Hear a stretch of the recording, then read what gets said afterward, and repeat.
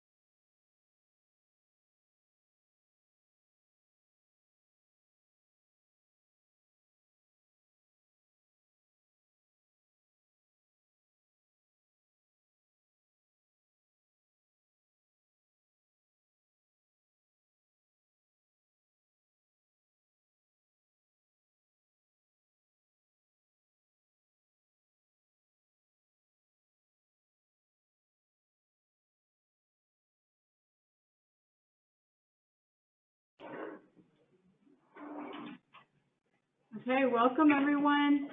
I guess we'll go ahead and call this meeting to order and do a quick roll call. So we don't have our names up here, but just for the sake of the public who may not know the new commissioners, I will call them by name, and you guys can just affirm that you're here and raise your hand so people have a face with a name, and we'll just go in alphabetical order. So Commissioner Anaya. Solandro Anaya. Here. And Commissioner Ken Brennan. Here. And Commissioner Sterling Donner. Here. And myself, Audrey Jaramillo. And Commissioner Jerry Powers. Here.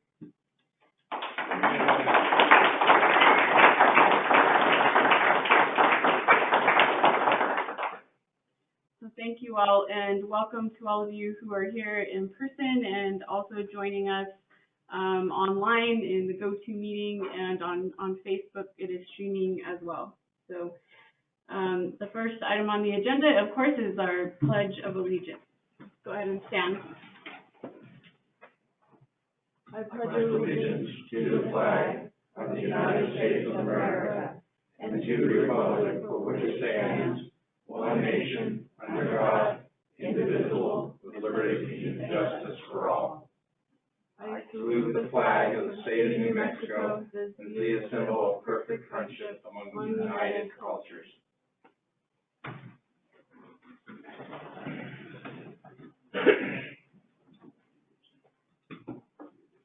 Okay, next we have commission organization, and the first one, I'd like to open the floor for nominations for mayor.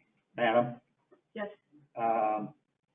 Commissioner Jaramillo, I'd like to nominate you as chair/mayor. Thank you. All right. Thank you, guys. Any other nominations for mayor? Or we move to close the floor? Quote. Don't we have discussion? We can, yeah. I just think it's great for you to be, you've got the seniority, you've got a great skill set for this, you've done a tremendous job standing up for the town. So I'm happy that you're nominated. Thank you. I was going to tease Phil and say, are you sure that I'm willing to do this? It wasn't a question. No, it is a lot of work, but I appreciate you guys and your confidence in me. So we have a motion and a second to close nominations. We need to vote on that part first. So All those in favor of closing nominations, signify by saying aye. Aye. Aye. Those opposed? Okay, we close the floor for nominations for mayor, and then we can, vote on election for mayor. All those in favor, please say aye. Aye. And those opposed? Okay, motion passes. Thank you guys very much. I appreciate your confidence and the opportunity. We'll go to nominations and election for mayor pro tem, and I'll open the floor now for nominations. Madam Chair, Yes, sir. I'd like to make a nomination for Commissioner Powers to be the mayor pro tem. For mayor pro tem, okay? Do you have a second? I'll second. Okay, I was gonna say, I'll do it. Okay, so we have a motion and a second, for Commissioner Powers to be mayor pro tem. Any other nominations?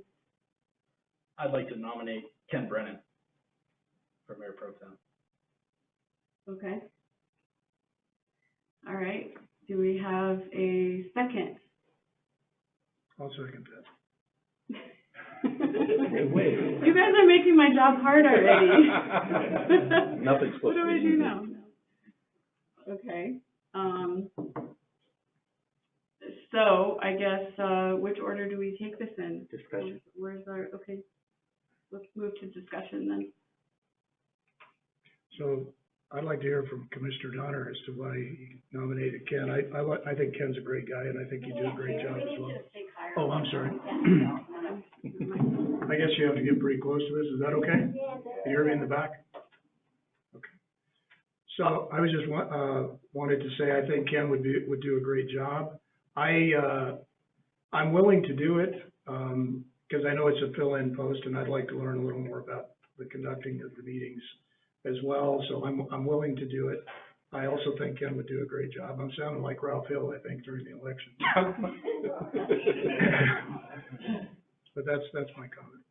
Well, and it's nothing against Jerry. I think Jerry would be great in the position as well. I just think Ken, with his military experience, managing people, and just that natural leadership ability, I think Ken would be a great fit for the position.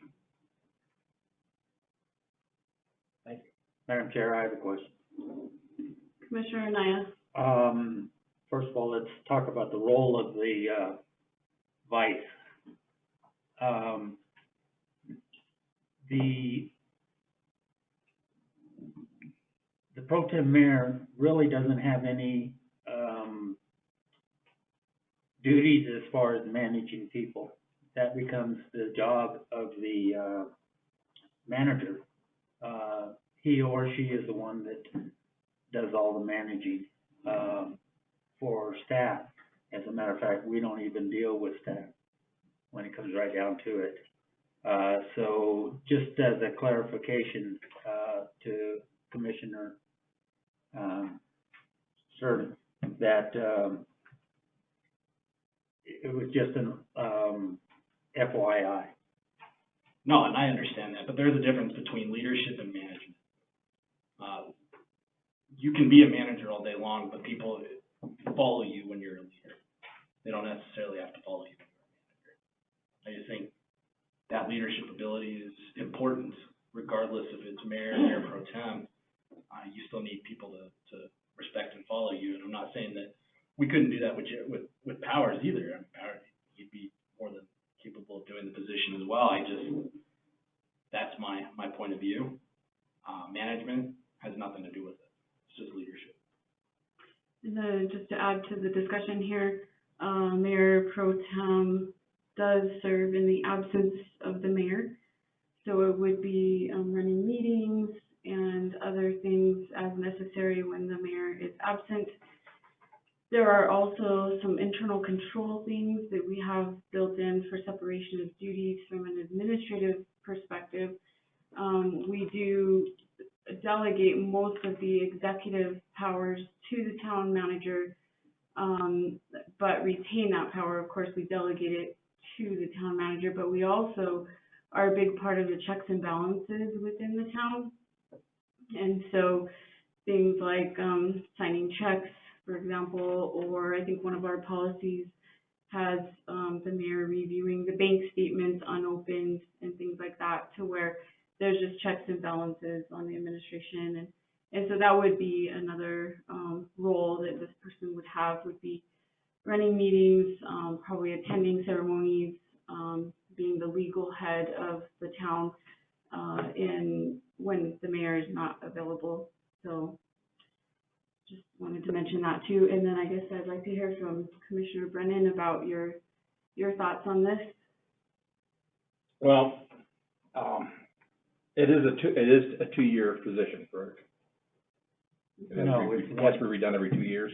It, Every year. actually, after each election, it must be done.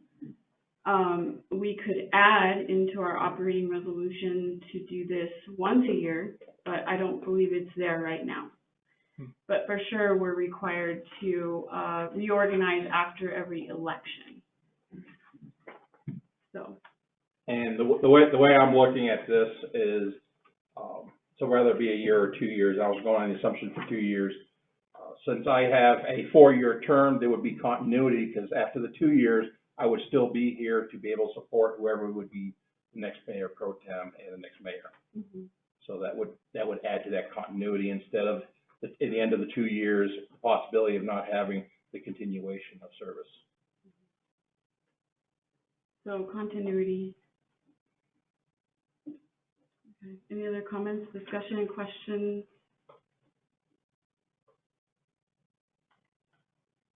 Go for a vote. Call Okay. for it. All right, so we will, I think we have to address in Robert's rules the last motion first, I believe. No, the first motion, The first motion first? Yes. Okay, and then it goes to, the first one voted, and if it doesn't pass, it goes to second. okay, all right, we'll do it that way. So we have, the first motion is for Commissioner, Jerry Powers to be Mayor Pro Tem. And so I will start down here with Commissioner Anaya Aye. and Commissioner Powers Aye. and Commissioner Donner Nay. and Brennan, Nay. and I will vote aye. Congratulations, Thank you. Commissioner Powers. Okay, next, the approval of the agenda.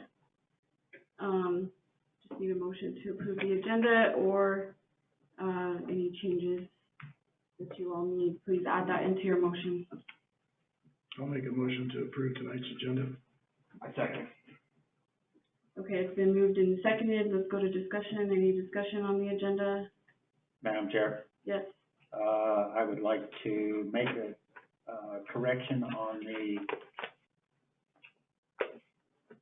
operation, resolution 2022-003 to read where the, chair rotates every year. okay, so for that, once we get to that action item, you can bring up that motion at that time. But right now, we're just approving the agenda. Not the item. Right. Okay. Right, so we didn't add a consent agenda right now. So, just for, as far as, approving the agenda, I guess we'll call for the vote. So Commissioner Donner Aye. and Commissioner Brennan, Aye. Commissioner Powers, Aye. and, Commissioner Anaya, Aye. and I vote aye as well. We have an agenda approved. Next item is the minutes from the December 15th meeting. Hopefully everybody's had a chance to review those. They're very basic. Simply just have the action items here, and if they failed or went forward, and then matters from counselors and calendar review. So I'll make a motion to approve the minutes, since I am the counselor from that time. I make a motion to approve the minutes of December 15th, 2021. I'll second that. Okay, we have a motion and a second. Any discussion? Madam Chair, Yes. if we're approving the minutes for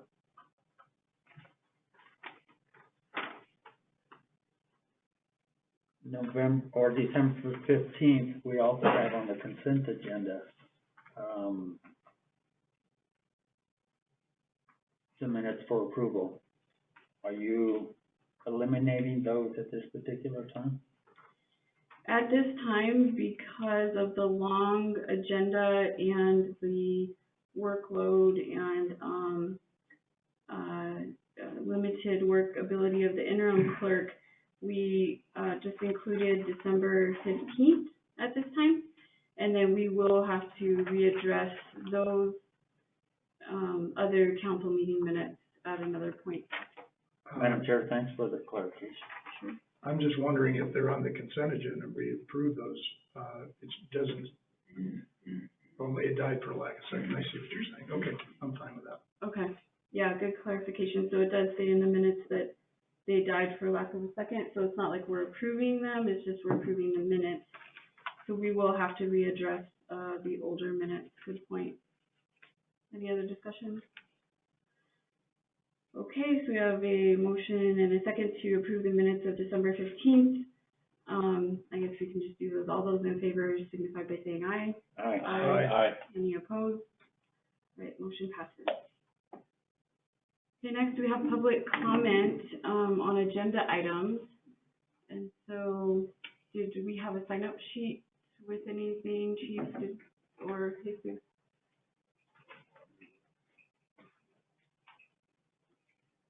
We added 2 areas for public comment, just to give people the opportunity to speak on any of the agenda items at the front of the meeting, in case they saw something that they wanted to speak to. And then also added, the general comments at the end. So I guess we'll just give you opportunity to do both if you would like. So first on the list, we have Ms. Cheryl Huppert. Would you like to speak to the agenda, anything on the agenda? Yes. Okay. Welcome, Commissioners. Thank you. Thank you. Here.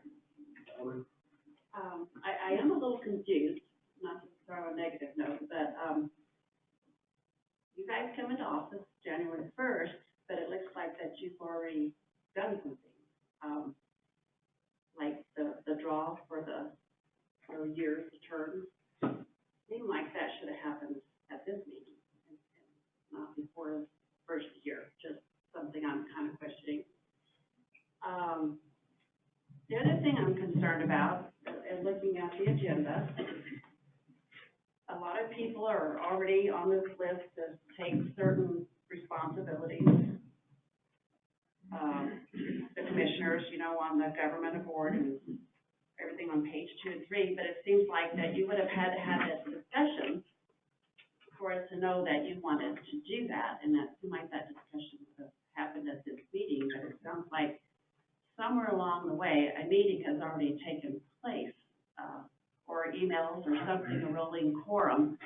And so I just kind of questioning that, maybe one of you would address that. I don't know how this, agenda could be created with all these things on here without some discussion from you to begin with, like at this meeting. So I'm just confused about that. The other thing is the interim town manager. I just kind of wondered, why we need an interim town manager, why we can't wait until we get a town manager. That the acting mayor, Audrey Armiel, could fill that role until that time and save the town some money. The clerk treasurer could fill that role until someone's elected. So, I just kind of question that. The other thing is, the park and rec position. I know that posting, was hanging around for quite a while, and it was used the last time that we had a park and recreation person. And it was seemed like to me it was 2 jobs. I hope that this will be looked at closely before you hire somebody, posting. One was it seemed like we need the posting said we had sound like a program manager and a maintenance person. And I think we really need someone who can write grants. And, so that could cover that role in park and recreation, but we've already hired a second maintenance person, and I don't think that we need that to be that way.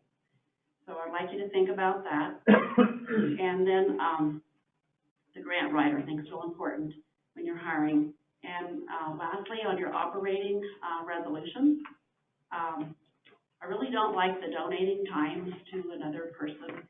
I wish we could just, I really personally never liked the 2 minutes, as many of you didn't. And since you like to hear from town, you know, that was part of your campaigning, I would like you to consider lengthening that 2 minutes, to maybe 3 minutes or something like that, so that most of the time people can say what they need to say in that amount of time. So I know that you're not, comments are not questions, but I'm just a little confused. Thank you. Next, we have, former Mayor Pro Tem, Councilor Chuck Green.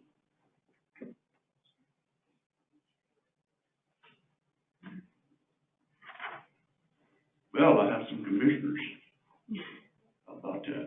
I'll try to make it short. I hope I don't get too hoarse, but that's what I had to ride to the meeting, a horse. I just want to say this. Rumors can be death. Rumors can be death. Think about that. There are rumors all over this town.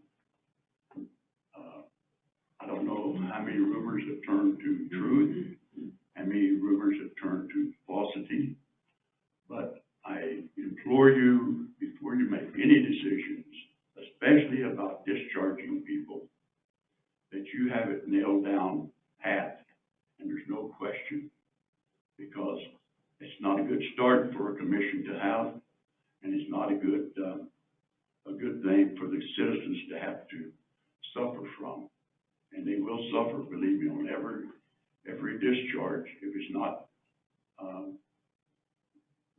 proven, if it's not something that really matters in the grand scheme of things. The citizens will suffer because there'll be one less person left to serve them. And while we're at it, remember that you are also subject, every one of you, to recall, unless they've changed the law since the last time I looked at it. I don't say that in the form of any kind of threat or anything like that, but just keep in mind that always is a possibility. If you get 2 or 3 people mad, you see what happened before. It could happen again. I hope it doesn't. I want to see this town get on down the road and get things done. There were some people that had the opportunity to do that. They did in some ways, and they didn't in other ways. But the past is the past. It needs to be in the past. You guys need to forgive, and if possible, forget, unless there's still something pending that needs to be dealt with. I hope you'll do that. People I've had conversations with have been pretty positive about things of that nature. And I think things will be okay. I hope they'll be okay. If they're not, I'm standing up here making a fool of myself. And I don't need any help on that. So, welcome to Punishment Valley. You'll wonder sometimes why you even thought about running, much less running for mayor or running for any other position. But I think we have some good people. I know I've heard the rumor that some counselors are ready to look at them seriously as far as discharging people. But I have not heard the rumor that anybody's going to be discharged. But since it's in the agenda, somebody must have brought it up, and somebody must have had reason, or thought they had reason to bring it up. So all I ask is, be a good counselor. Don't make me be embarrassed because I have you guys as commissioners. I don't mean counselors, commissioners. And good luck. You can make your own luck up there where you're at. You can do great things. Just remember that, because there's people that came before you really, really hard to see the town get to where it is now. If we do everything we need to do, and you won't either. Thank you very much. Thank you. Thanks. Next on the list is, Louis Abraham. Pass now, okay. And then we'll go online. So it looks like we have, caller number 2. Caller number 2, do you have a comment on the agenda items? Okay, nothing from there. DH, I see the initials DH. You have to unmute yourself, DH, if you would like to speak.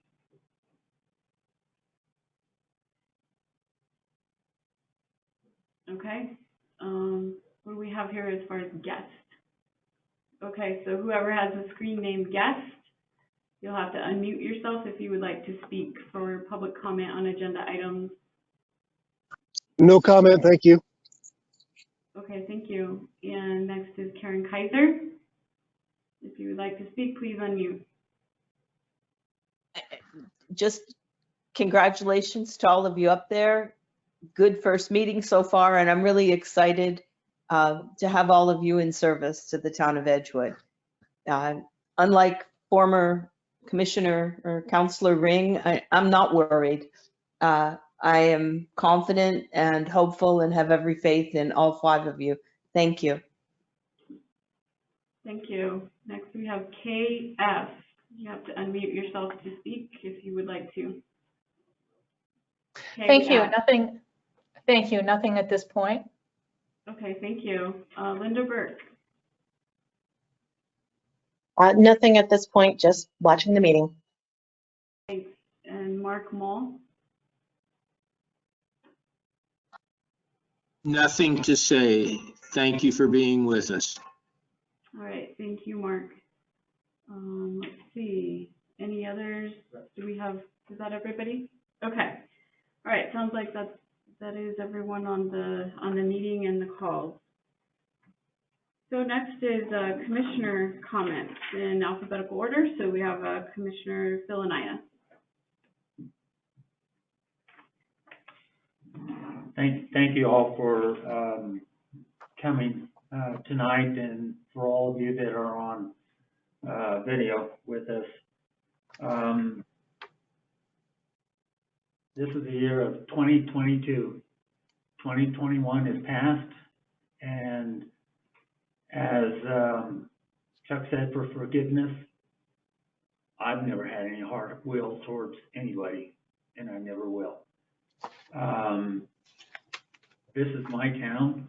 This is your town. You're all welcome to come and speak at any time you wish to speak to us directly, to the town, or anybody you choose to do so with.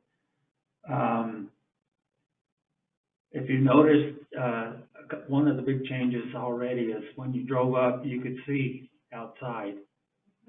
We want people to be safe when they come into the buildings over here. And that means being able to see what's in front of you or what's behind you. So we'll do things like that just to make sure of all of your all safety. The building, of course, we'll be talking about that a little later on, about it being open for business. And I also wanted to talk about some of the plans that I personally had, but I'll save those for another time. Again, I just want to welcome each and every one of you guys, and thank you for your support and you're willing to make this town greater. It's always been great. Thank you. All right, Commissioner Ken Brennan.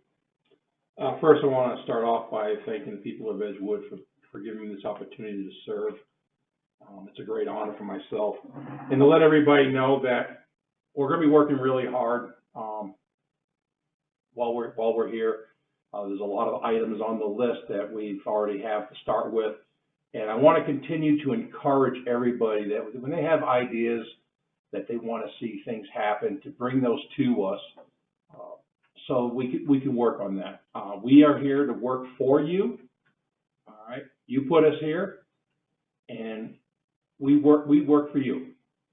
And one of the things to make us do that job better is to know exactly what the people would like to do and like to have, and we will enact on those ideas and make things happen as we can. Not everything is going to always be possible.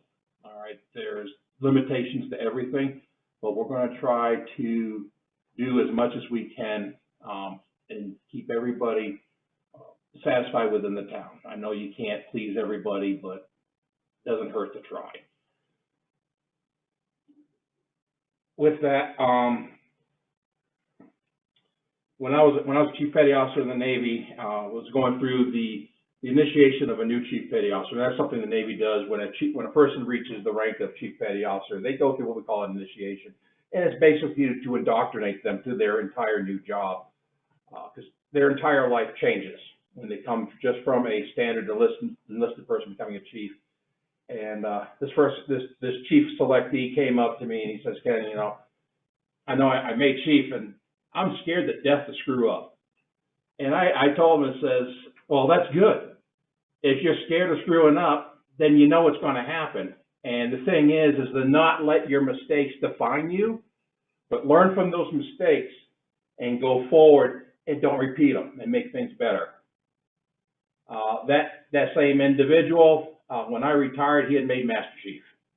So evidently he took what I said to heart, and I give the same recommendation to all my fellow commissioners that we're going to make mistakes, but not to let those mistakes define us, and to continue on and correct it as we go. Thank you. Commissioner Donner.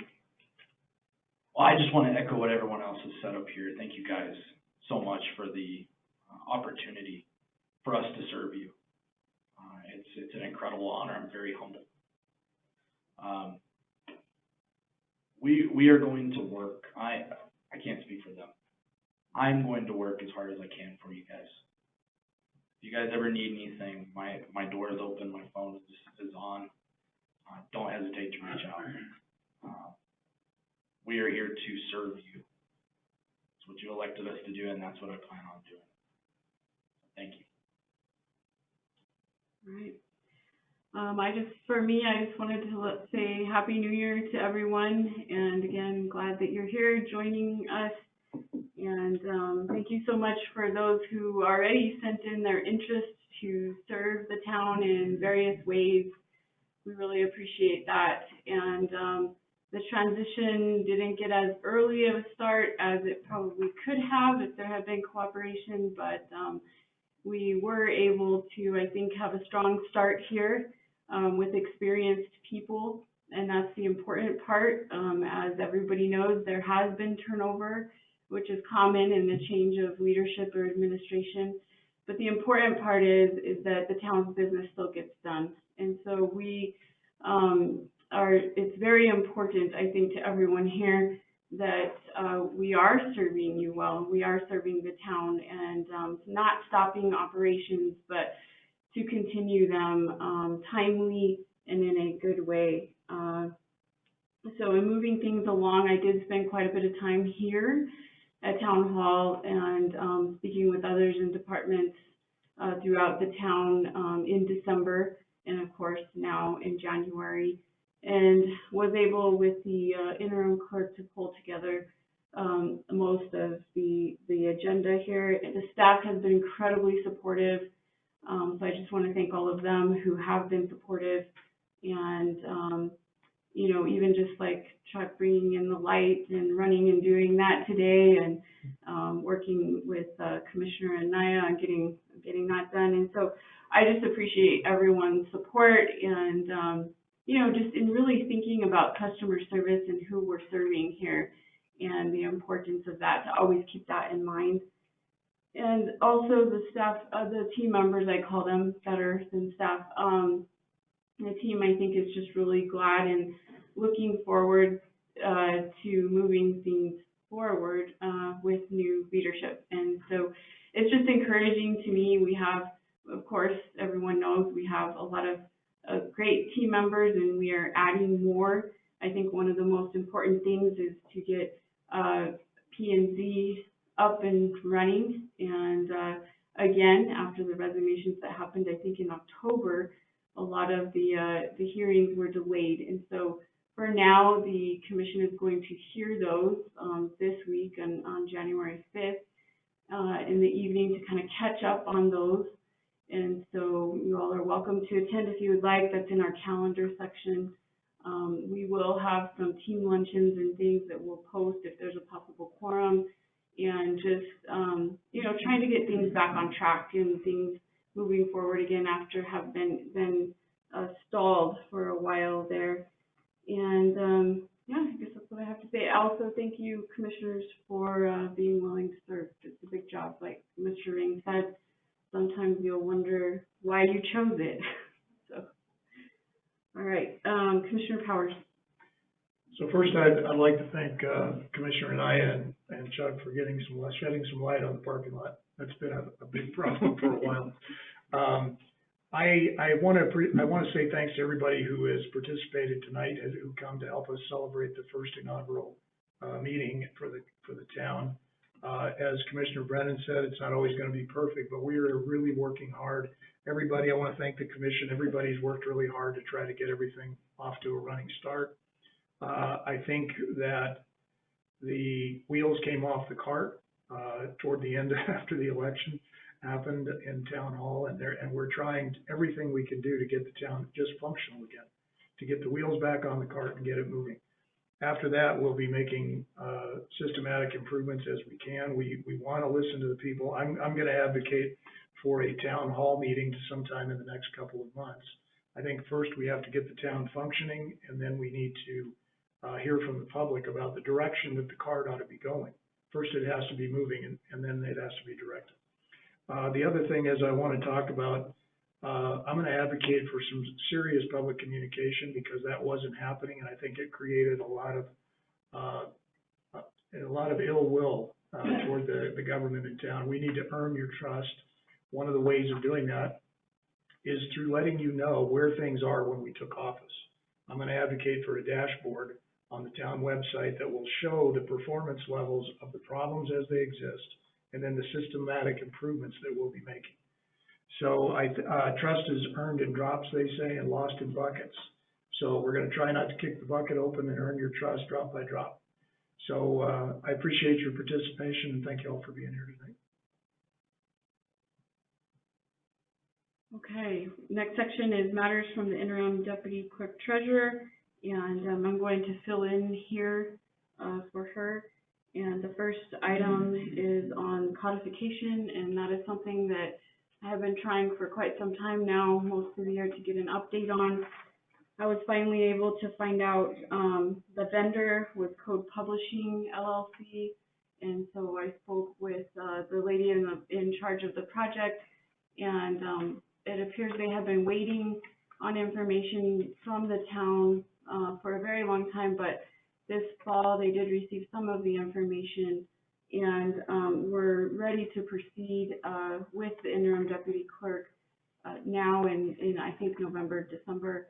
And you know, at that point, my discussion with her was, well, the commission is going to be editing a lot of the ordinances and resolutions, and so we're rescinding resolutions as the case may be, whatever needs to happen for this new form of government. And so our discussion really was that they would, you know, scan everything in, but not proceed with the actual codification until they had current ordinances and resolutions, so that the town is not paying for that twice. So it was a very, very good thing that I talked to her and caught them before they actually proceeded with that to save the town some money. I also did speak to the auditor, and I did also find out that it was submitted one day late. I think the former mayor pro tem didn't sign the paperwork or something, so we do have a late audit finding, but the audit has been submitted to the state auditor's office for their review.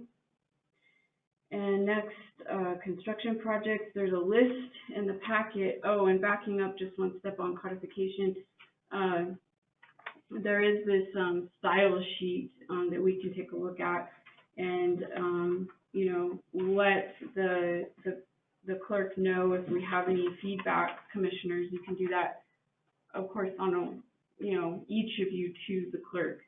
I don't think it's something that we really need to take time to go through every single detail here, but this is the proposed, code.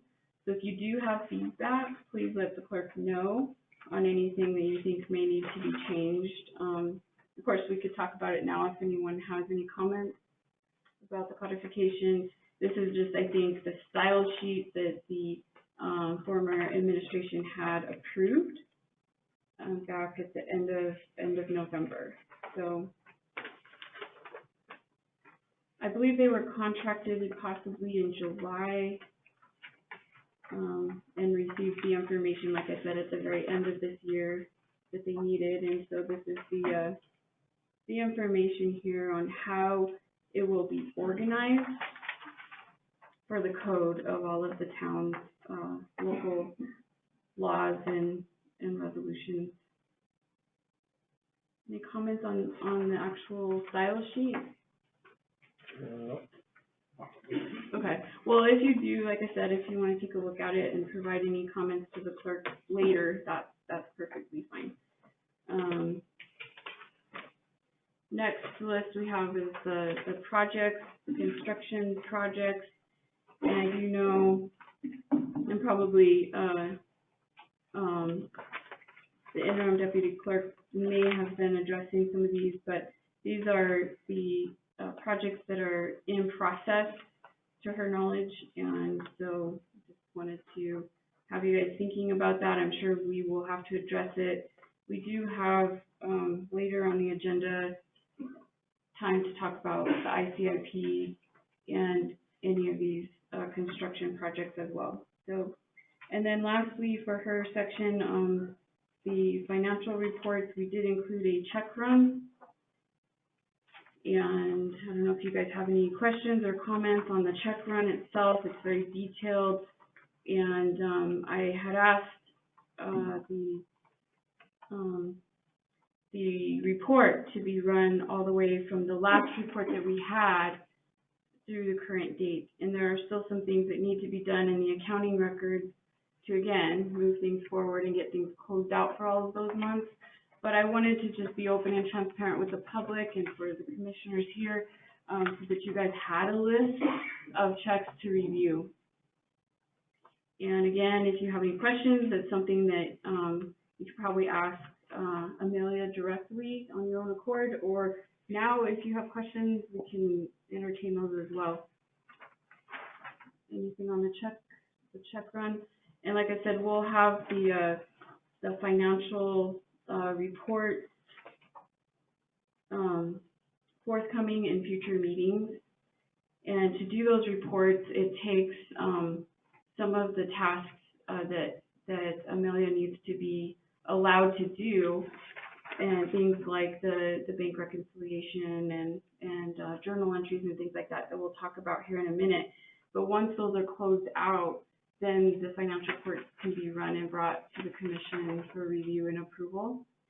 And I did want to add that DFA, you guys have heard me talking in other meetings earlier or in last year about DFA, you know, offering their assistance, their advice, their help, and intergovernmental time from DFA is very common when there has been any level of turnover or instability.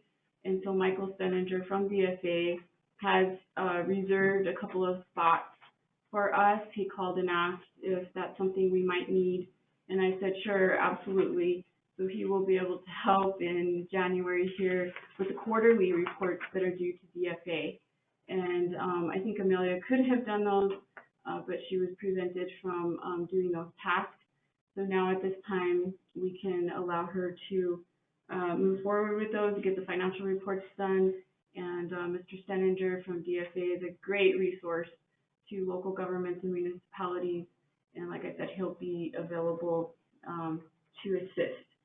So that at that point, we will be caught up with DFA.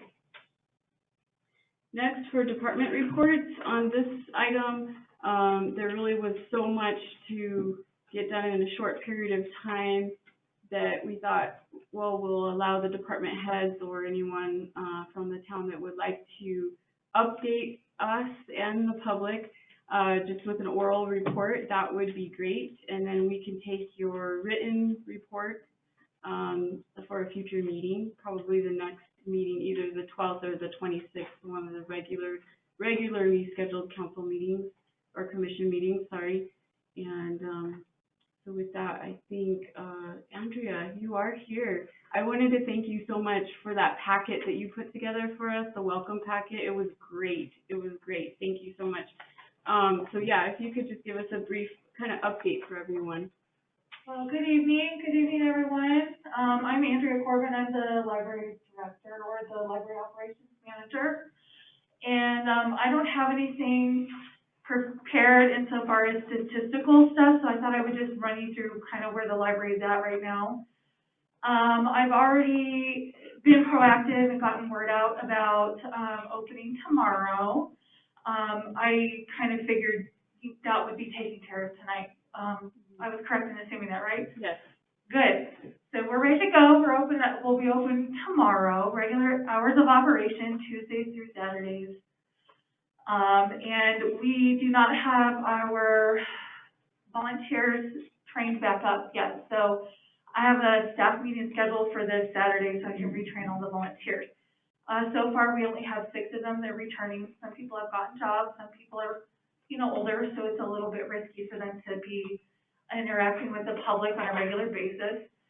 And we're coming up with a cleaning protocol just to make sure things stay sanitary in between days. So that's going to be with me and Rachel doing that in the mornings before we open, excuse me. And all the shelving projects are almost completed. There was a mess up from one of our suppliers, but I repurposed those and made them all into coffee tables and rolling tables. So we didn't have to be charged for them. We should get the new shelving sides to the new shelving soon, which is good. So it was a happy error for us. And then I've already started gathering information to get some new shelving for our graphic novel collection. They are just on carts right now. So I had to wait for the next fiscal year because I had already spent a lot of that improvement budget. Did you have any questions for me? Any questions for Ms. Corbin? How many volunteers do you need? Well, usually we have about 20 volunteers on staff. It's usually a 1 day a week commitment, 4 hours a day. And that's usually pretty easy for people to fill in that way. And that's how we supplement adding to the staff that we currently have, because there's just 2 of us. And so we train them to run the circulation desk, and we do probably quarterly trainings, and we try to get them up to date. So it would be nice if I could be able to fill the week with volunteers. How are you getting the word out? Usually what I do is I will advertise on Facebook, but I haven't put anything in the newspaper quite yet. That's another way that we try to solicit help. And I'm not sure kind of how you feel about volunteers that are younger, but usually they have to be 18 or older. In the summertime, because there are local schools that need to fulfill them for, I think the schools require them to do so many hours of volunteer service, so I'll have them help with the summer reading program during the summertime. Did I understand you right, you have 6 volunteers right now? That's correct. And then if we were to send volunteers your way, is there a certain process that we should, or just tell them to contact you? Yes, of course. So there is a process. I kind of do an ad hoc interview to see what kind of availability they have and what kind of experience they have, and then we kind of go from there. They have to fill out a volunteer application. So the town of Edgewood has a form, so I keep those on file. And then they have to go through background checks. So usually, I think the police department, you guys still handle the background checks? Sure. Yes, we do. So, the police department will be doing the background checks. There you go. Did you have any other questions? Any other questions? Madam Chair, Yes. Mrs. Corbin, question that I have for you is, first of all, is a statement, and that is, thank you very much, as Audrey said, for the packet. You informed me quite a bit. But one question that I have is going through the policies. And since I'm new on this commission, who approved the policies? Was it approved by the council, or was it approved just by the library advisory board? That's correct, the library advisory board. Madam Chair, is this something that the commissioners need to approve also? Since it is a policy of the town of Edgewood? We will have to look at our procedure and see. Normally, policies can be done internally through management, and the advisory board would have part of that. But there have been some that have come before the council in the past.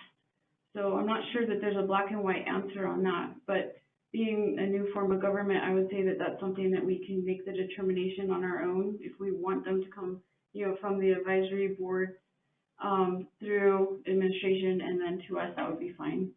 I guess we'll just have to discuss how we want it done. Yes, ma'am. Thank you. Okay. All right, thank you. Okay, thank you. Chief, go ahead.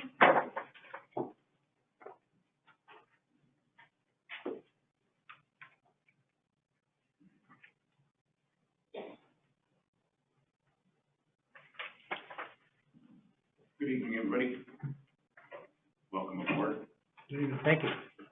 And on behalf of myself and the rest of my officers, we look forward to our future and what that future brings. I've spoken to several of my officers, and they're extremely, can you hear me? No. Okay. Yeah. Extremely encouraged about us moving forward. I didn't have anything formal, but there was a couple of things that I spoke to Mayor Jaramillo about. I know you guys don't have it in your current packet, but the stats for November of 2021, the December ones just literally came out a couple hours ago, so I wasn't able to have that, but it will be available for you probably the next day or two. And I know looking through it, and you guys will learn very quickly of what some of these things are, but some of the quick, brief rundowns, dispatch activities for the month of November was 453 calls. We had 222 from dispatch communication center. Self-initiated was 231. We conducted 148 traffic stops, 31 offense reports were taken, 13 crash reports, and 11 arrests. Some of the highlights that we had for the month of November was Officer Walker conducted firearms training qualifications. Detective Mades coordinated the Trails West to put out the torch run. Each of our department participated in the law enforcement torch run as Guardians of the Flame. On November 4th, we held an interagency meeting. That was one of the things that was done prior to, and due to COVID, a lot of it shut down, but we started bringing our agencies that we work with the most, that are close to us, besides with Santa Fe County, Torrance County, Moriarty PD. It's important that we all stay on the same page because a lot of times we're dealing with the same people. They're just traveling between town to town. They don't see jurisdiction. They just move from place to place. So it's important that we all communicate together. And we started this back up, and our first meeting was very productive. We found out a lot of things that we're both already dealing with, but when we work through it together, it makes it much easier for us to solve crimes, getting information out to one another, speaking to one another, and it breaks those barriers down. As we know in law enforcement, like I said, people don't understand jurisdiction nor do they care when they're committing crimes, and it becomes an issue for us to deal with, and it's all extremely important that all of us are on that same page. And that's the brief I have for you. Some of the things that we are continuing to look at is, some of our, community relations. That was one of my biggest things when I, came on to the town of Edgewood, was community relations. With the assistance with town personnel, we've been able to, even through COVID, put on a lot of projects through, at the park, having things for the community, for the kids, movie nights, anything we can come up with, because I think it's important for us as a community, and I say all of us, is that we all come together. I know sometimes with COVID, it's been rough, but I think it's important that we all step out and get to see each other again, get to know each other. And the way you do that is, and I think it's a responsibility, not just as a police department, but as a town, to break down those barriers. Especially the police department, as we all know that as a profession, we've taken a pretty hard hit over the past couple of years. And it's important to know, to let the community know, they don't see this, and those of you that can't see me, the uniform, see me as a person, see the officers as people. They are husbands, their wives, their uncles, their aunts, their cousins, their fathers, mothers, and it's important to see that. And I'll tell you this right now, the support that I have received and the police department has received as a whole from this community is unwavering, and I thank you for that. Despite what's happened in other parts of the country and even within our own state, that doesn't happen here, and I am truly grateful for that. Coming from 30 years of law enforcement, it's a rarity. You guys may not know it, but being on the inside, it's a rarity. And again, on behalf of myself and the rest of my officers, it is greatly appreciated. I had somebody call today, they just want to bring us lunch. They're gonna bring us lunch. We've had the church bring us lunch, and we have a department meeting later this month. They just want us to provide lunch for us for our meeting. I mean, you guys may not understand that, but that is unheard of.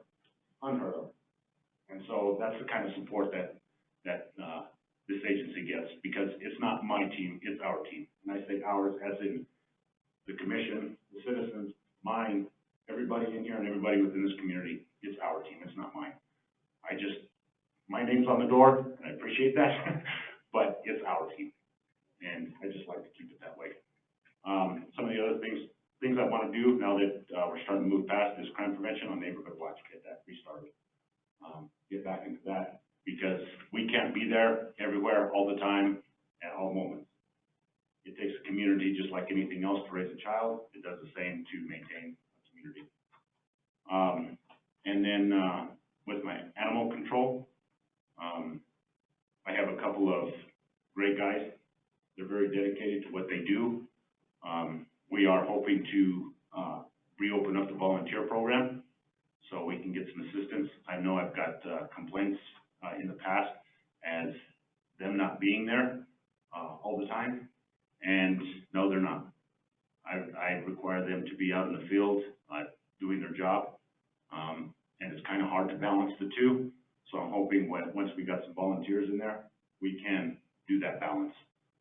But because of COVID and everything was shut down, we couldn't. So we were trying to do balances of everything. But I'm hoping now we can move forward and get back on that track. And it'll be the same thing like it was with the library, that they'll have to fill out an application, even if they've been there prior, fill out an application, a background done, and we'll do some scheduling. There's a couple of ideas I would like to do when that takes place. But we'll move into that a little bit, down the road. But that's where it stands, and I stand for any questions any of you may have.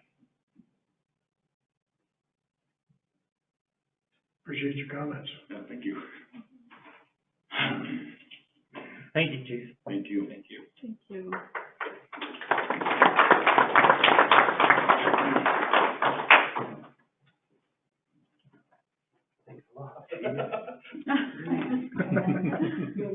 One more thing I could say. Chuck is fantastic. He does a fantastic All right. job. Good evening, everybody. Welcome, counselors. Wow, that's a couple of people to follow. Mine's gonna be pretty short and sweet. We graded approximately 43 miles of road. We had 3 snow days. We installed all of our plows and spreaders on the trucks this month. Did a trailer repair and some snow spreader repairs, and repaired 4 traffic signs. So pretty short and sweet.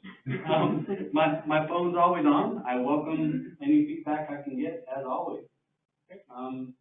Please call me. You bet. Thank you for the light. Questions? I have a question. Yes, Commissioner Powers. I had heard that there were 2 crews that are up and running for roads, is that true? No, sir. We're waiting on equipment, Okay. and I'm waiting on a roller and a trailer. Once that equipment's in, I'll need to make 2 more hires, and we should be able to split up and go into 2 crews to cover more road, being bladed out and rolled and compacted, and hopefully get some better driving services. Okay, and how many graders do you have operating? Right now, we have 2. We just purchased a new one, and we have the old one. How long and how well it will last, I don't know.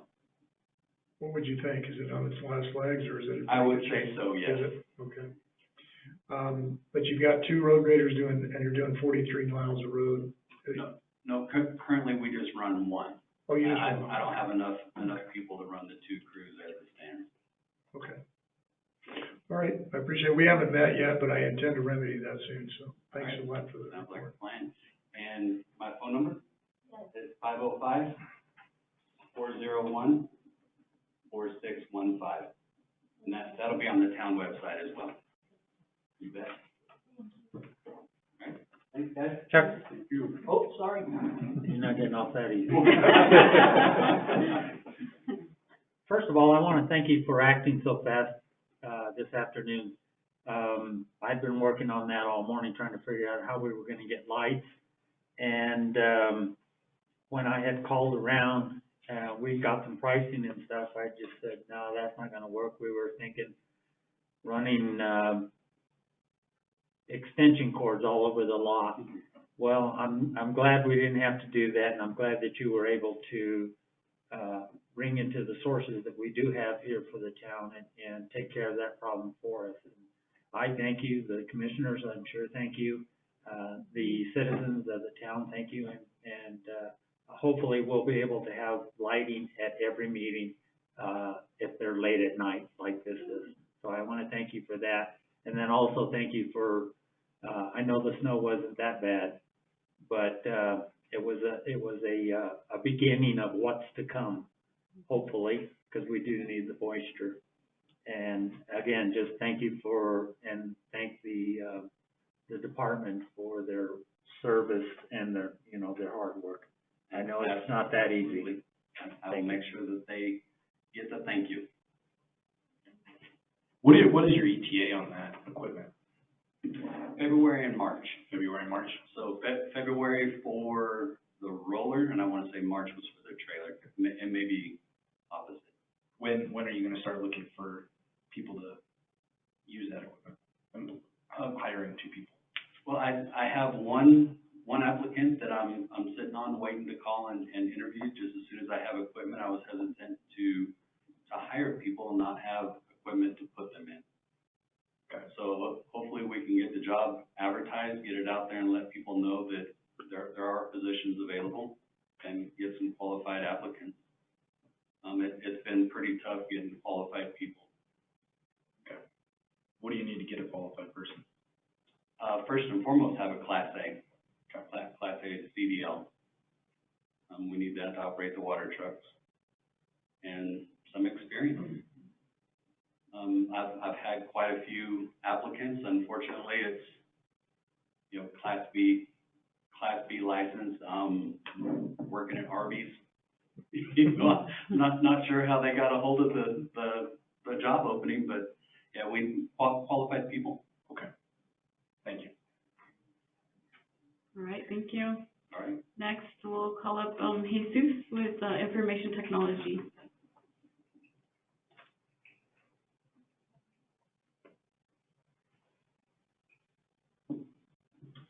Commissioners.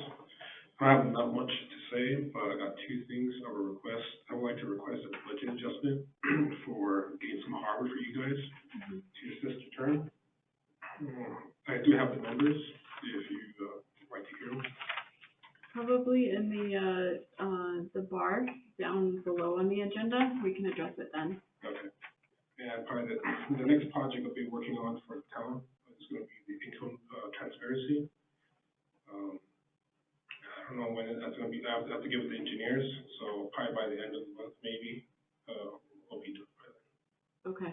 And just so the public knows, this project, the ENCODE transparency, I guess I would call it a transparency portal, but that's something that we had approved budget for quite a while back for the accounting software that we use. It's called ENCODE, Tyler Technologies, and that's where all of the, accounting records are held, but they do have this option to upgrade for the public to be able to log in and look at the numbers, look at checks that the town's paying, and really just for transparency purposes.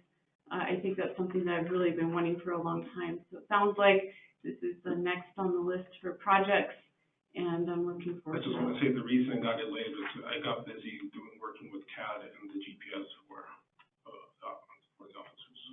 With the county. Yeah. I know that caused you some trouble. I am looking forward to the financial transparency too, though. Thank you for that. Anything else or any questions? Thank you for helping me this morning. That's what I'm here for. All right, and then I promised Amelia I wouldn't put her on the spot. She's been working very hard on the financial information and keeping up with getting the bills paid, et cetera. So thank you, Amelia. Wastewater treatment, I thought we could adjust that when the operator can present to us at a future meeting. And so we don't have that report here tonight. And of course, Parks and Rec doesn't have a director, hasn't had one for quite a while, but that's something that we need to get filled and the board up and running again, which we're looking forward to. And P&Z, Tim was not able to be here. He was sick today, but we do have a meeting, like I said, on the 5th, and we'll be moving forward with the pending items on P&Z. We also have one on the 18th as well regarding a liquor license for a business coming in where Undercar Auto is at right now. So I wanted to let you guys know about that. It's a tap room. A tap room. Tap room? A tap room. Meeting adjourned.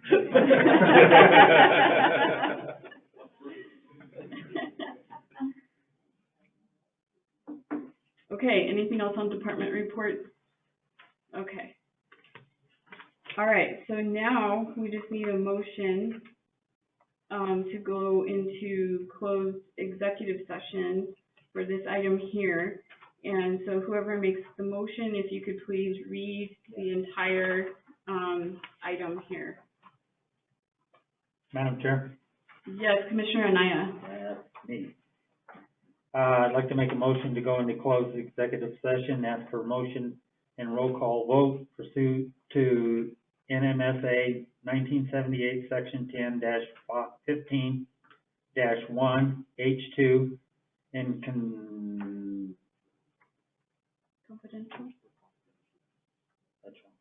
confidential discussions on hiring, promotion, demotion, dismissal, assignment, or resignation of the public employees, or the investigation or consideration of the complaints or charges against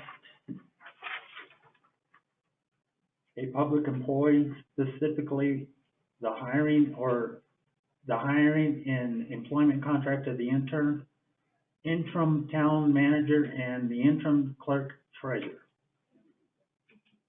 I'll second. Okay, we have a motion and a second. And for this one, we need to go on a roll call vote. So Commissioner Brennan. Aye. Commissioner Powers. Aye. Commissioner Anaya. Aye. And Commissioner Donner. Aye. Okay, we're going to go into closed executive session, and wanted to let you know that we'll have someone come grab you ladies when it's time, and then we'll come back into open session here. You all are free to visit and hang out for the time being. Thank you.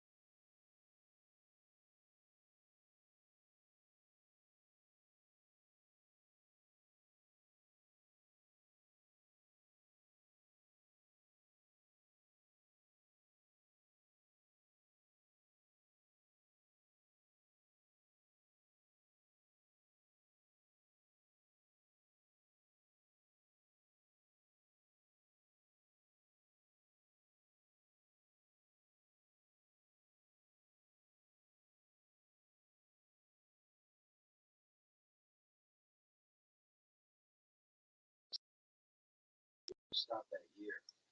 Because the cases were unsolved and considered self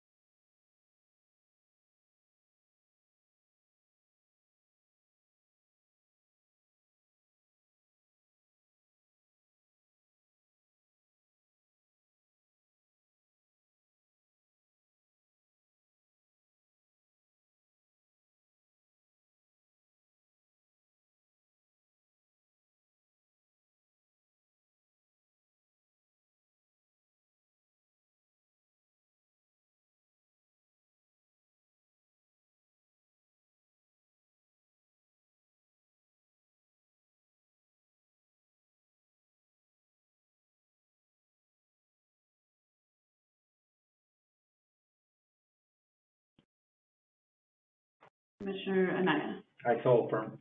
and Commissioner Brennan, I so affirm. and Commissioner Donner. I so affirm. Okay, and, now we need a motion to come into open session. Madam Chair, I'm sorry, go ahead. Go ahead. Commissioner Brennan, I make a motion that we come back to open session. I'll second. all right, it's been moved and seconded to come into open session. All those, we'll do roll call. Commissioner Brennan, Aye. Commissioner Anaya, Aye. Commissioner Powers, Aye. and Commissioner Donner, Aye. and I vote aye as well to come into open session. At this time, we can move to, make any decisions, and so I will make a motion, that we approve, the contract negotiated with Kay Davis and terms, for Stephanie Mueller. I'll second that motion. And so it's been moved and seconded, and then, as, well, we'll do that, I guess we could do that next. Okay, Commissioner Donner, Aye. Commissioner Brennan, Aye. I vote aye, and Commissioner Anaya, Aye. and Powers. Aye. Okay, and also, we need a motion to designate one of us, to complete the contracts, like actually execute the contracts. Since our notary could not be here this evening, we can do that tomorrow. So we just need to designate one of us. I'll make a motion to designate Commissioner Armijo to do that task. I second. Okay, thank you. And any discussion? So just what we discussed in closed session, I'll make sure to implement and get executed tomorrow. And, okay, so Commissioner Donner, Aye. Commissioner Powers, Aye. Commissioner Anaya, Aye. Commissioner Brennan, Aye. and I vote aye as well. Okay. Discussion and action items. So it gives me great joy to have added this one to the agenda, reopening town facilities and operations. And,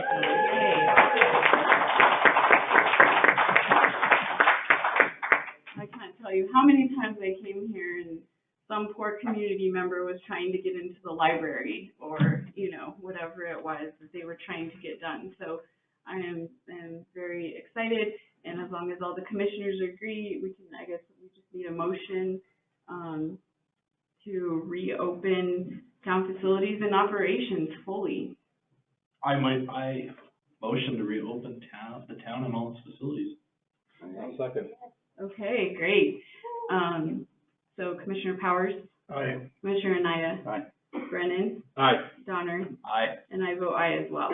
So town hall and facilities are open. I do know that the library, as she mentioned, is planning to do a reopening tomorrow. So you all are welcome to join her at the library. The 2022 holiday calendar resolution, 2022-01. I have that in the packet. And then we did receive from administration an update here. And for that, let's see here. Are you on the calendar? the holiday Oh. calendar, so that's, Okay. I think, here's maybe. And so this is a resolution where each year we go through and just approve the holiday calendar. And there should be an update at your desk that just adds, for the police officers, the holiday half day. So for this coming year, if it falls on a holiday, on a weekend, then we just had to approve for them because they have to actually work on those days, that's when their holiday pay, takes effect. And so for Christmas Eve next year, we have, that it would be Saturday, December 24th, and that's the holiday, half day. And the town offices close at noon on Friday for everybody else, okay? So it's just adding that distinction for the police officers that they have asked for. And, unfortunately, there was an issue with that this year. But we're correcting it for 2022. Question, Yes. wasn't that agreed to? I thought it was agreed to at one of the meetings in December or November. Actually, I do not believe that, I was going to ask for a special meeting, to approve that for the officers. But it had been represented, to me that it was, by the former acting mayor, that it was taken care of. But then actually, I guess he didn't remember having that commitment.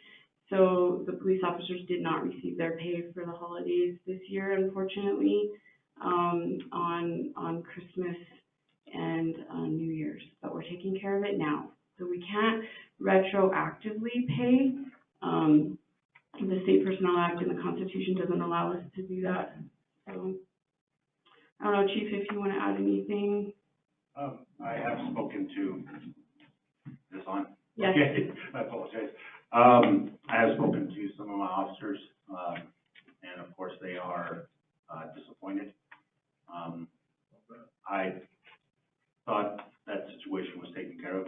Me and Mayor Hutto had discussed it prior to that, and we thought it was taken care of, and then I found out the day after that it was not.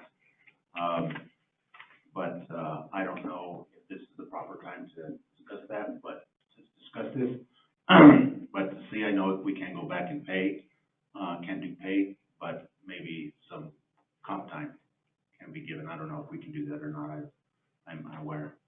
Can't go backwards in time with that, unfortunately, but the best we can do now is just make sure it's, fixed here tonight when we have the authority to do so. But, thank you for, the communication, and, hopefully that takes care of the issue with the holiday pay. Yes, and I do appreciate it, and I know the officers greatly appreciate it. This has been, there's other agencies that do it this way. I know it can be a little bit more tasking to be done, as far as when Amelia's having to, and I appreciate it from her that she does it. It's a little bit more tasking, but I did speak to her about it. It's not that it can't be done. It's just, like I said, it's a little bit more tasking, but she's had no problems with it, which was greatly appreciated. Okay. Any other questions, comments on the calendar? If not, we can move to approve. I'll make a motion to approve resolution 22-001 for the holiday calendar. I second. Any discussion? Okay, it's been moved and seconded. All those in favor, please say aye. Aye. Aye. Any opposed? Okay, the motion passes. Next, we have the Open Meetings Act Resolution 2022-02.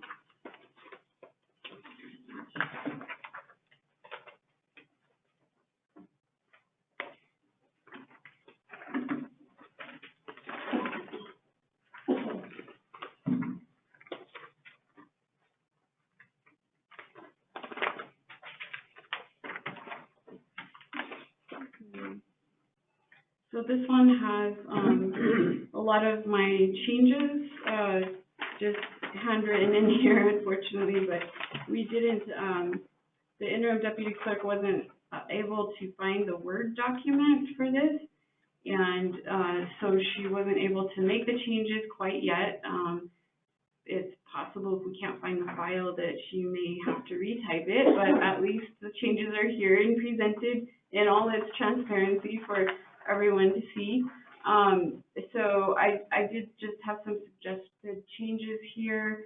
I guess probably the proper way to do this is to have a motion and a second and then go to discussion and have any other motions in the middle. It's the Robert's Rules way of doing it.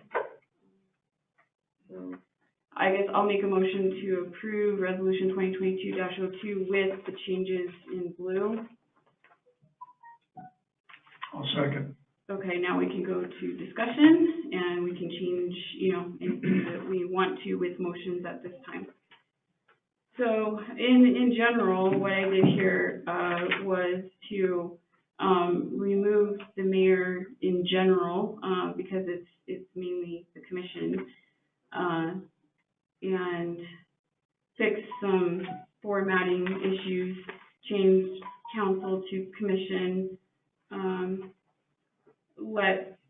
Now I suggested Tuesday of each month, just because I know, and we can talk about that here, but I know there's church on Wednesday nights. And so I thought maybe beginning in February of 2022, it's just my suggestion to change the meeting, but still stay at 6:30 for the public to be able to get back from Albuquerque or wherever they are. And I think also in my discussion with Amelia, she's fine with it either way as far as from the financial report standpoint, but that she said the first and the third Tuesday would be fine, because there are some reports at the end of the month she has to do too. And so those are my thoughts, but we can change it. What do you guys think about the first and the third Tuesdays? I think that actually works out better. Does it? Yeah, because Monday's a lousy day for anybody. Tuesday, everybody's getting back in. Wednesday, they're starting to think about the weekend. Thursday, they're really thinking about the weekend. And Friday, they just don't care anymore. So when would the packet and the agenda have to be posted, given the change in the meeting? Okay, so I think that's in our next resolution, but my preference, as you guys have probably heard me say in the past to the council, is that we have the opportunity to look at the agenda before the agenda is actually due to be posted the 72 hours prior. And that's something that had always been done in the past. When Councilor Ring and Abraham were together on council, a draft agenda had been proposed. And so I'm thinking, and I think that's in our next resolution, but I'm thinking a week before, so that there's at least a few days that the commissioners can make suggestions for changes or, catch any typos or, things like that before the agenda is actually posted the 72 hours before. Now, it is 72 hours, it's not working days, but, and also for transparency and openness to the public, I think we should strive to, have it the week before, so that it's not coming out on a weekend or something. Makes sense. Yeah. I agree. So first off, are you guys, we probably need to address are we gonna do the first and the third Tuesday? Can somebody make a motion? Make a motion, we go for the first and third? If that's okay? Yeah, first and third Tuesdays. Okay. Starting next month. At 6:30? Yeah. And keep it at 6:30? Yes, at 6:30. And do we have a second for that? Aye. Okay, and so let's do a quick vote on that. So unless otherwise specified, regular meetings shall be held on the first and third Tuesdays of each month, beginning in February 2022. All those in favor say aye. Aye. Any opposed? Okay, motion passes on that one. I have a question. Can we go through all of these changes and see if there's any that we don't agree on, and then maybe we can just vote on the whole thing instead of change by change? Yes, but we had to deal with that one first. But sure, yeah, go ahead. Anything else that you wanted? That I want changed, or? I haven't seen anything yet in looking at these changes. I haven't seen anything that isn't just kind of a necessary change. That's probably the biggest discretionary change. Mhm. Oh, one of the items that I did, remove was the Edgewood Library, because we're already posting here at Town Hall.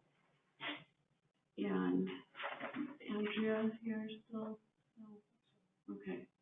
I'm sure she probably won't have any objection to that, but I thought it was redundant, that they're just next to each other. And it's posted here in the, billboard outside. Right. The town website, town hall, they're the usual places, community center. Yeah, I think that's fine.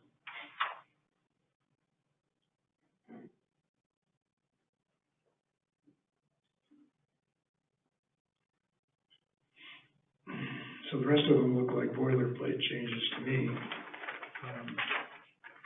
If everybody is ready, I think I'd like to just make a motion to approve the changes, all the rest of the changes in blue.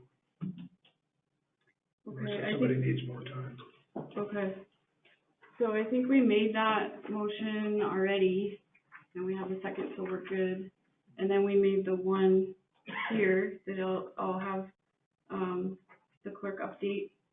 And we'll probably, if there's no more discussion, we can vote. All right, Commissioner Donner? Aye. Commissioner Brennan? Aye. I vote aye. Commissioner Powers? Aye. And Commissioner Anaya? Aye. All right, thanks, guys. Next is the operating resolution. Okay. Now for this one, I had her do 2 copies. One with the changes, and then one that's in front of it is just the simplified version, they call it, or like the simple markup. Because I know for us, it was always easier to look at the track changes, but then sometimes it's also just to be able to see, okay, what's it gonna look like when it's done with all these markups, right? So, how does the commission wanna approach this? I do have one question on, line F, paragraph 17. And it says if a member of the governing body wishes to hear from a member of the public seated in the audience, the mayor will ask the remainder of the governing body whether they wish to hear from the individual. If there's a majority vote, the member of the public will not be heard from. So is that a majority vote of yay or nay or either or? That was the We need question. to correct that. Yeah, that doesn't make sense. Okay, so that's F17. Well, first we need a motion, and you can include in your motion this change if you would like, but we need something to be able to get the discussion going, so we need a motion on this resolution. I'd like to make a motion that we change the wording to specify the vote either way to allow or disallow the speaker. Okay, and are you moving to approve the resolution Yes, With that change? with that change? with that change, yes. Okay. I'll second. And so now we can have more discussion and motions if we want.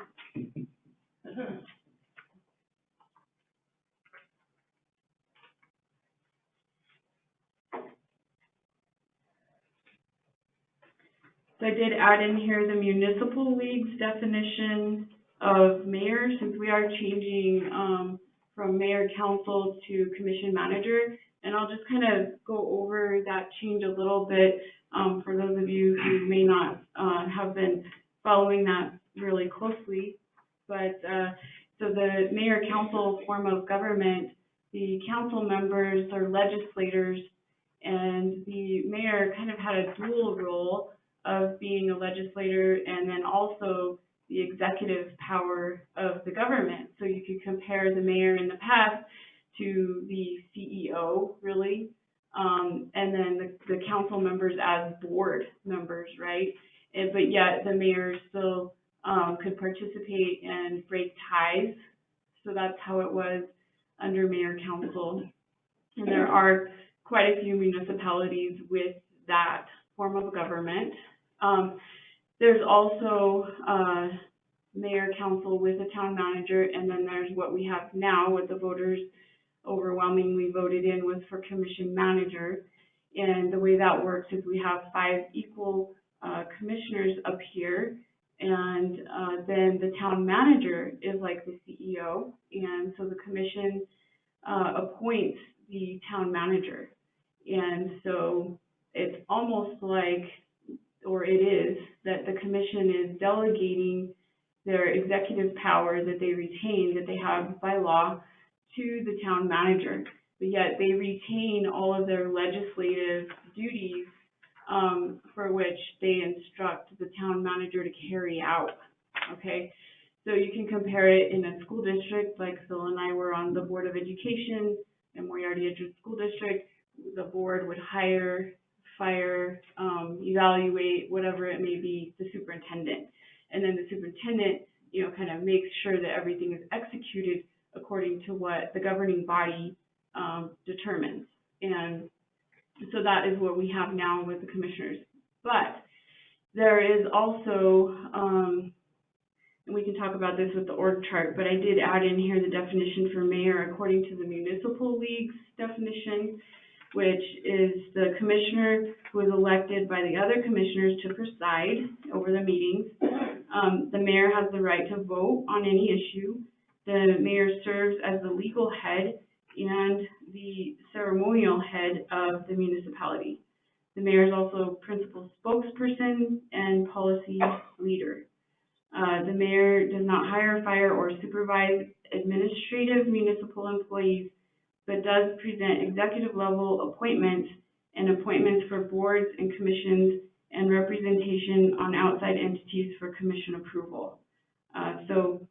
And like I said, with the org chart, we'll talk about this a little bit more, but there's what's called a band of executive level, which this new form of government, the mayor and commission appoints.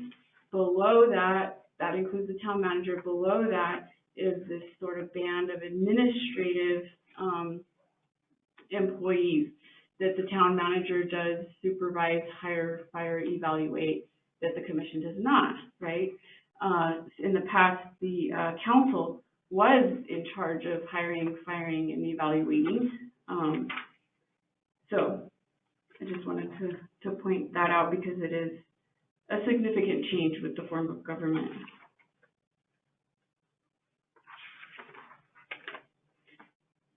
Okay, so we have a motion and a second. Any comments?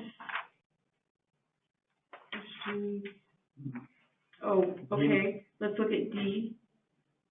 Draft agendas will be provided to the commissioners 1 week before each meeting to allow for suggestions and changes by the commissioners before the agenda is posted within 72 hours of the meeting. So I added that in. I removed the part on electronic devices. I think we are all adults. We know what electronics we need in a meeting, and many times we do have electronics, such as laptops. And I do not think anything is wrong with hearing from the public, even if you are in the meeting. Yes, we represent you.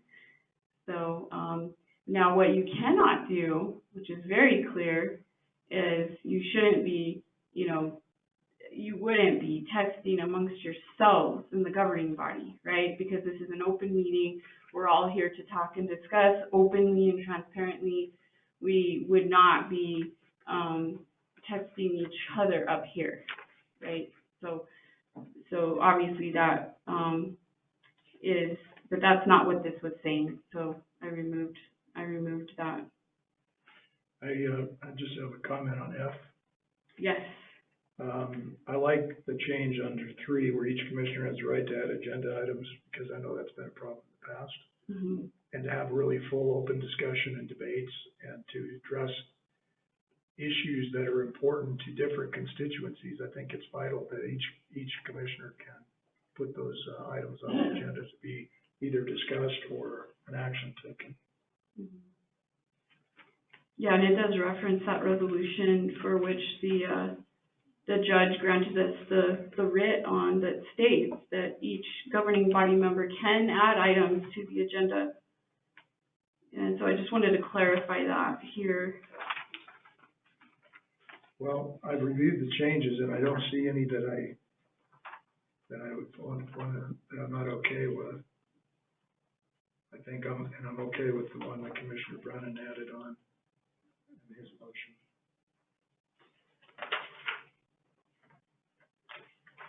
Commissioner Brennan, can you give us the wording that you suggest for that, just so that I can have her fix it?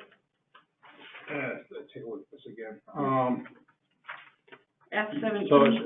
So basically where it says if there's a majority vote, it should say, if there's a majority vote, the majority vote, to, allow a member to be heard or not to be heard. Yea or nay? Yea or nay.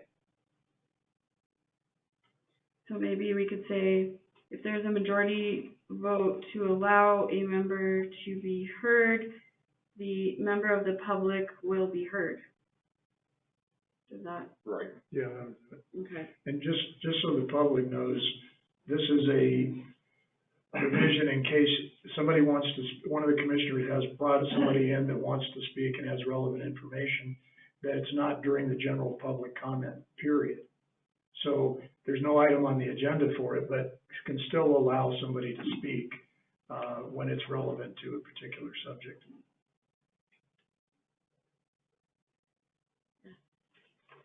Commissioner Anaya, anything? The only thing I wanted, placed in it is where the, elections of the, speaker or the chair, is annually, every year. Where is that? It's not in. Oh. It's not in here, so I know we're required to do it after each election, and, That's not in here either.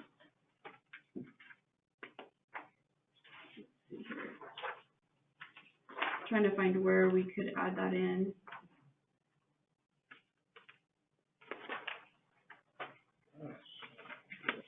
If the commission wants to do that. Commissioner Naya, why don't you make that a motion for us? Madam Chair, I make a motion that we add in the operations, resolution 2022-003 to where it states that the governing body shall elect a chair annually. What about the pro tem? Same thing. A friendly amendment to that? Yes. Reorganize, possibly, maybe address organization, should we do that? Or just you want to say mayor and mayor pro tem? Actually, organization be better. Okay. Now, it does say in statute that, I guess we're getting into discussion here. Yeah. Hold on. Let's get a second if we're going to have a second for his motion. I'll second. Okay. Sorry, so in statute, it does say that, the term for mayor is for 2 years. Oh, it's said in statute. Yeah, I just thought of that now. It does say that. Now, the person isn't limited to only 2 years, but the term is for 2 years, so then you need to re-elect amongst yourselves. That's what, if it's 2 years, it's not consecutive, No, it's consecutive. is it? Mhm. Well, if that's the way it reads, then. We can't hear you back here, you're talking our business. If that's the way that it states in the, statute that it's consecutive, then, we'll leave it as such, but it's still to be, every 2 years then. If you want to do some research on it and get some legal advice, you can do that and bring it up again later. Since we don't have the statutes here. Well, that's, but the thing that's running through my mind too is what about Mayor Pro Tem? Because I'm not positive that it says Mayor Pro Tem. It just says the term for the mayor. I know that part. Under commission manager is for 2 years, which means it would be a term, which is like if you have a 4-year term, of course it's consecutive. I don't know if it uses the word consecutive, but I'm not really sure about Mayor Pro Tem. So maybe we do hold off on this one until we go back and read it. I think you have to. Madam Chair, I remove my motion at this present time. Okay, thanks, Commissioner Anaya. And feel free to bring it back We will. for any other agenda item. Commissioner Donner, I don't have anything.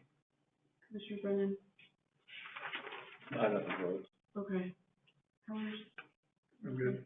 All right, I guess we're ready to, vote on the motion to approve operating resolution 2022-03, right?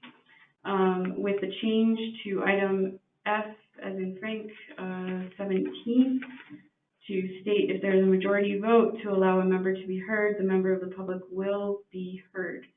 And, so we'll do a roll call vote on this. Commissioner Powers? And just to clarify, this is with that change, but also the changes that you outlined. Yes, good clarification. So the changes that are outlined here in the blue and purple track changes. Okay, with that clarification, I'll vote aye. Okay. And, Commissioner Donner? Aye. Commissioner Brennan? Aye. Commissioner Anaya? Aye. And I vote aye as well.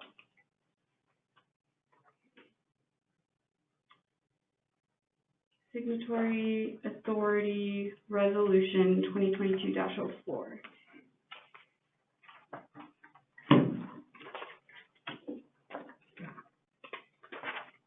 Okay, so this is a resolution updating for our bank accounts and other official acts for signature authority. And so I guess we just need to go through here and make determinations who will be in these positions and add the names.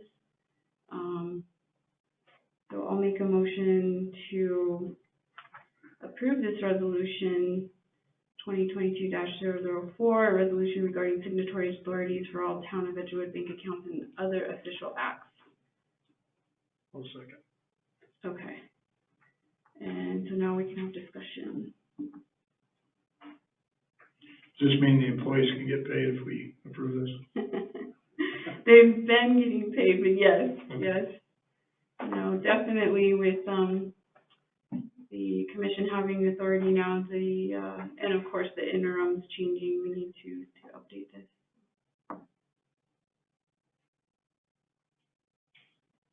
So we now have the names to fill in for each one of these positions. We can do that and vote it.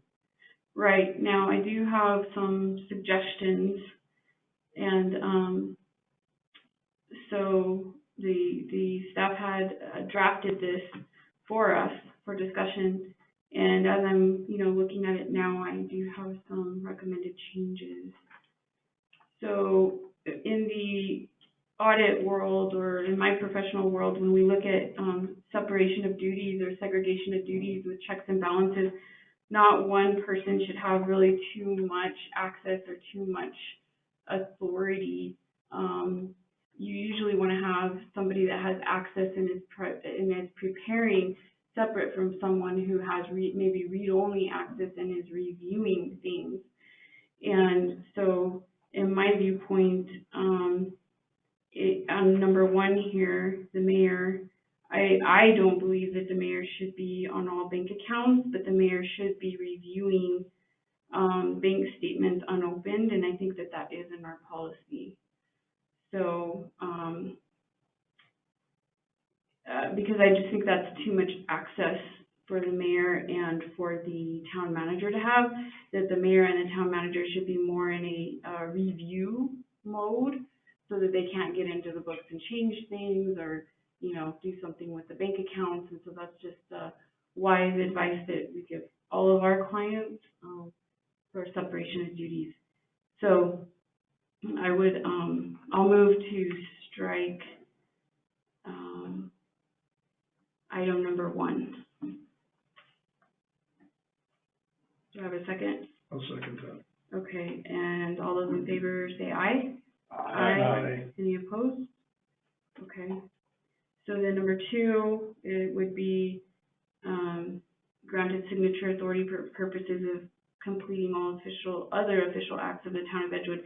Now, this one is more like paperwork things, you know, contracts and things that are approved for the mayor to sign as the legal head of the town. So I'm okay with this one. I noticed that the town manager is absent from this list. That's because I think the town manager shouldn't have, along with the mayor, shouldn't have signature authority to have too much access. But I'm open for feedback if you guys think, really the town manager role is going to be reviewing what the staff does. And so the person who's reviewing and approving really shouldn't have the access to go in and change. So, but of course, she would have the ability to go look at the bank account, for example, and read only. I mean, you know, just to keep an eye on things, but not have the ability to change. That's right, that's not signature. Right. And that goes for any other official acts of the town, so she would literally not have the ability to sign any contracts. Oh, maybe we need to add that in, because She's going to have that ability. yeah, so just like the wording in item, 2, we need one for the town manager. Good point.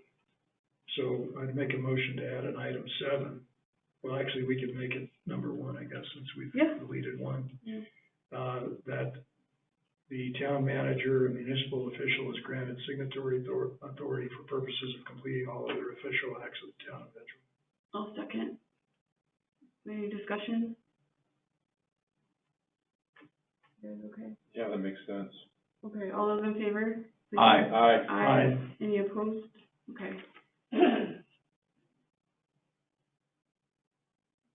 So Mayor Pro Tem will have the signature authority on the bank accounts, sign the checks along with the clerk treasurer. And these are double countersigned checks, right, on each check? They are, and I did this week ask, well, maybe it wasn't this week, I don't remember what day, but I did ask Amelia about that, if we had a policy, because a lot of our clients, they have a threshold level. Like, let's say that they have 2 signatures for anything over $50,000 or $5,000.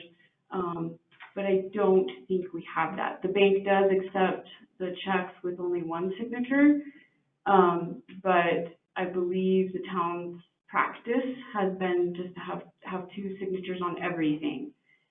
So I would suggest, you know, once the clerk treasurer and interim clerk treasurer and interim town manager get in, take a look at that with Amelia, make any suggestions to us. If we want a threshold, we could address it at a later time. But for now, maybe we just leave the 2 signatures on there so that, you know, both the administration and the commission is aware of what's being signed and reviewing things.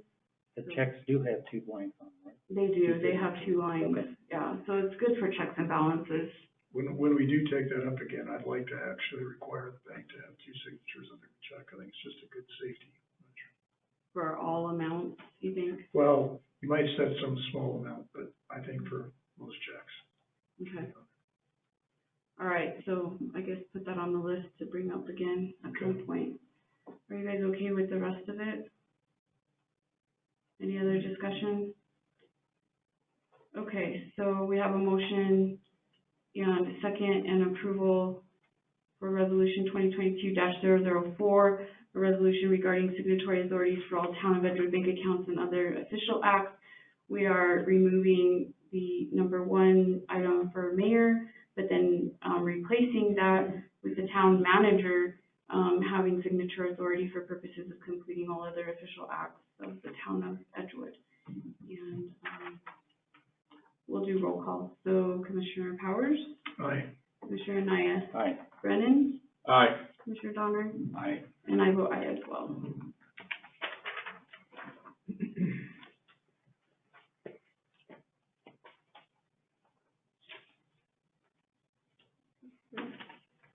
Okay, the town org chart. And Jesus, would you mind sharing screen on this one?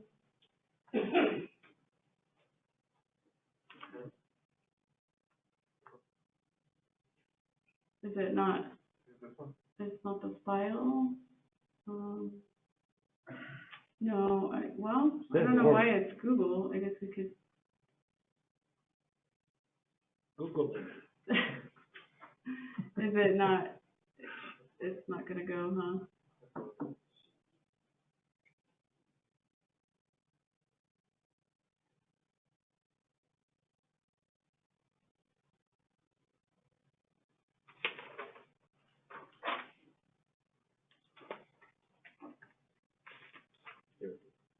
Is it coming up? There we go. Perfect.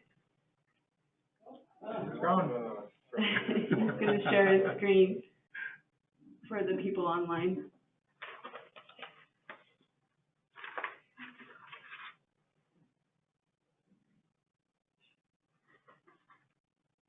Now, from my discussion with the interim deputy clerk, this was not a resolution in the past.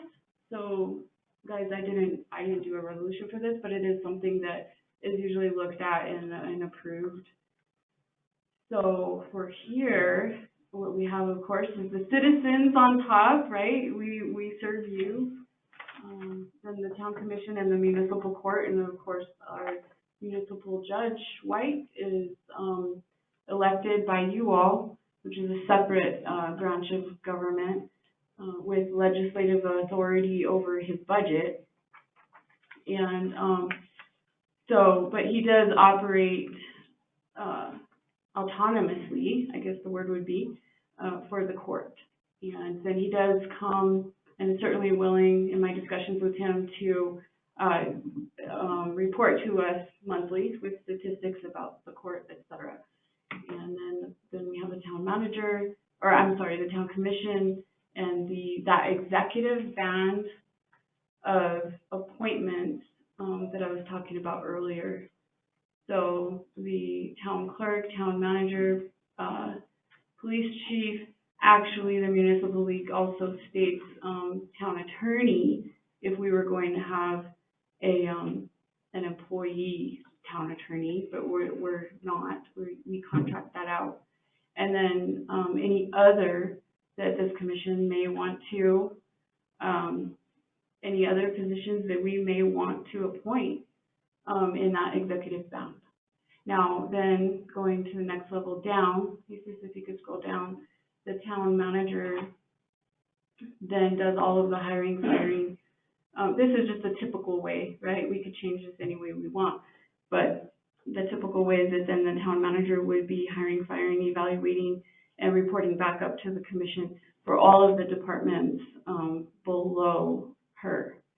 So, and I just did it very general so that, you know, we didn't get into like each and every single position.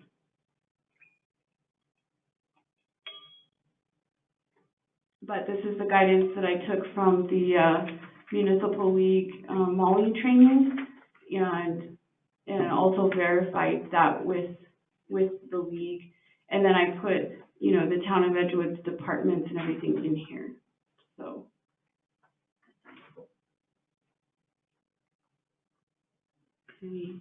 Makes sense to me. Is it something we need to adopt? Yes. We just need a motion to approve. Okay, I'll make a motion that we adopt the new org chart for the town. I second. Okay, so moved and seconded. Do we have discussion, comments, questions? I have one question. Sure.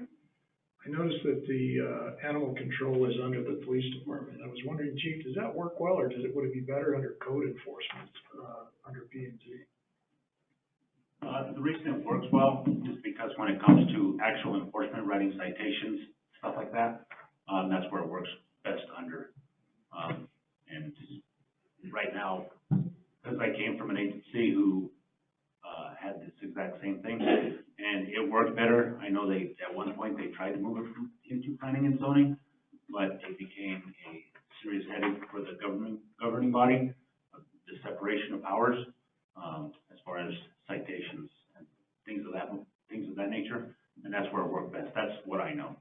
Okay. So that's in my experience. And planning and zoning code enforcement can write citations. Yes, yes, municipal citations, but, animal control can also issue under state.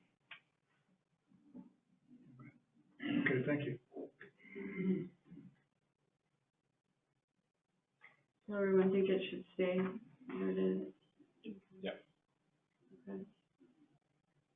How about, I wanted your thoughts on any possible other positions that would be appointed. And I suppose I could add on there town attorney if we wanted to, although, you know, we usually contract out for that. But there could be other positions too, like. Well, leaving it at the other, you know, the unforeseen future can change, and we don't have a crystal ball here with us, so that gives us the option to add. Madam Chair, these are working documents, so they're allowed to be changed as needed. One position I'd like to see on there, and I'm not sure about tonight, but like Commissioner Brennan said, and Commissioner Knight, it's a working document, we can change it, but I would like to see a community liaison on there. Because communication with the community is a huge thing about transparency and letting them know what's going on. And I think somebody that would be specialized to do that would be important to the community. I think the county has community liaisons.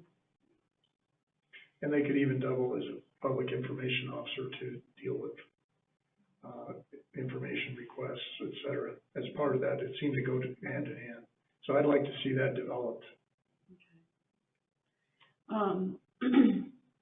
Maybe research it a little bit and then bring it back at a future commission meeting. Maybe see what some of the other governments are doing for that, and maybe position descriptions, or, you know, they're appointments, so they don't have, it wouldn't have to go through the regular, you know, process, but, okay. All right, do we already have our motion in second? Okay. Yep. All right, let's go ahead and vote on this then. All those in favor of approving the org chart as presented signify by saying aye. Aye. Any opposed? Okay. And then the next item is recruiting for open positions. And these next three items here, G, H, and I simply added these on so that we could just have the opportunity to discuss anything amongst us, not to make any decisions, or we could make decisions, I guess, if we wanted to make a motion for specifics on, you know, instructing the administration on how we want this done, or something like that. But they're really just, you know, I just wanted us, if we needed to talk about this, to have the opportunity to do so while we're together. So recruiting for open positions, I mean, some of the ideas that have already been brought out are the municipal league posting in the newspaper. You know, I know Commissioner Donner, you have experience with recruiting, and maybe others of you do too. So I would just, I guess, like to hear from you too. Well, I mean, there's always a lot of the social media, there's Indeed, there's LinkedIn. But on top of that, you can always hire an outside agency to search for these people. They are skilled recruiters that recruit for these types of positions every day. If you wanted somebody quick in a quicker manner, hiring an outside recruiting firm would be a way to do it. They have a bigger pool typically to pull from, and they're not limited to just local reach. They can reach outside of the state, outside of the community, in different parts of the country. So that would be my for recruiting, that's one of the quickest ways. Could be a little bit more expensive in the short term, but long term, you get somebody who's qualified to be in that position. Typically, they have a working history if they're hired by if they're through a recruitment firm. Does that work pretty well for New Mexico? It does. When I was running the medical staffing company, we were able to pull nurses from all over the country to come to New Mexico to be contract nurses. So I mean, if it's an attractive position, some of these executive level positions, I wholeheartedly think it's worth pursuing, or at least looking at further. So in doing the search for town manager, for example, you think that would be recommended to? Yes, I think if you, process? yes, you would have to vet these different recruiting agencies. But there are, a lot of them have a singular focus, whether it be administrative, light industrial, medical. A lot of them have a singular focus that they recruit for. Government? There are, yes. Just as an example, Allegis Group has their own government recruiting firm, and that can be anywhere from a nuclear physicist to a town manager. Good input. What do you guys think about recruiting? Any other? I mean, I know there's some open positions on the website. There has been turnover, so I'm concerned about, ensuring we have interim town manager coming in, and I know she'll do a great job as well. But we do need to get staffed up again. Yeah. Yeah. PD is doing okay. Yes, That's good. we're completely staffed. And I know the town manager will be a big help with recruiting as well. Yes. Okay. All right. Next is job descriptions. And I added this because as I was going through looking at the job descriptions, they were very, very old. And I know that we had approved a budget in the past for a pay rate and payroll, study to be done. So I think that's one of the first things that we'll have the town manager and clerk make sure that gets done, because that's been budgeted for a while, just hasn't been actually completed. And since the information is so old, it's just really old information. I was looking at things from 2006, 2009, 2004, and also the pay bands. I know that those have definitely changed from the chart I was looking at. So we just really need that to be revamped, and I expect that the interim town manager will have some suggestions for us in the future. But I did want to, just bring it up that we have a lot of positions with their descriptions that do need to be updated and changed, and then we need to get that personal study done. And just to kind of piggyback on that, to be able to attract any quality candidate, we need to make sure we have updated job descriptions.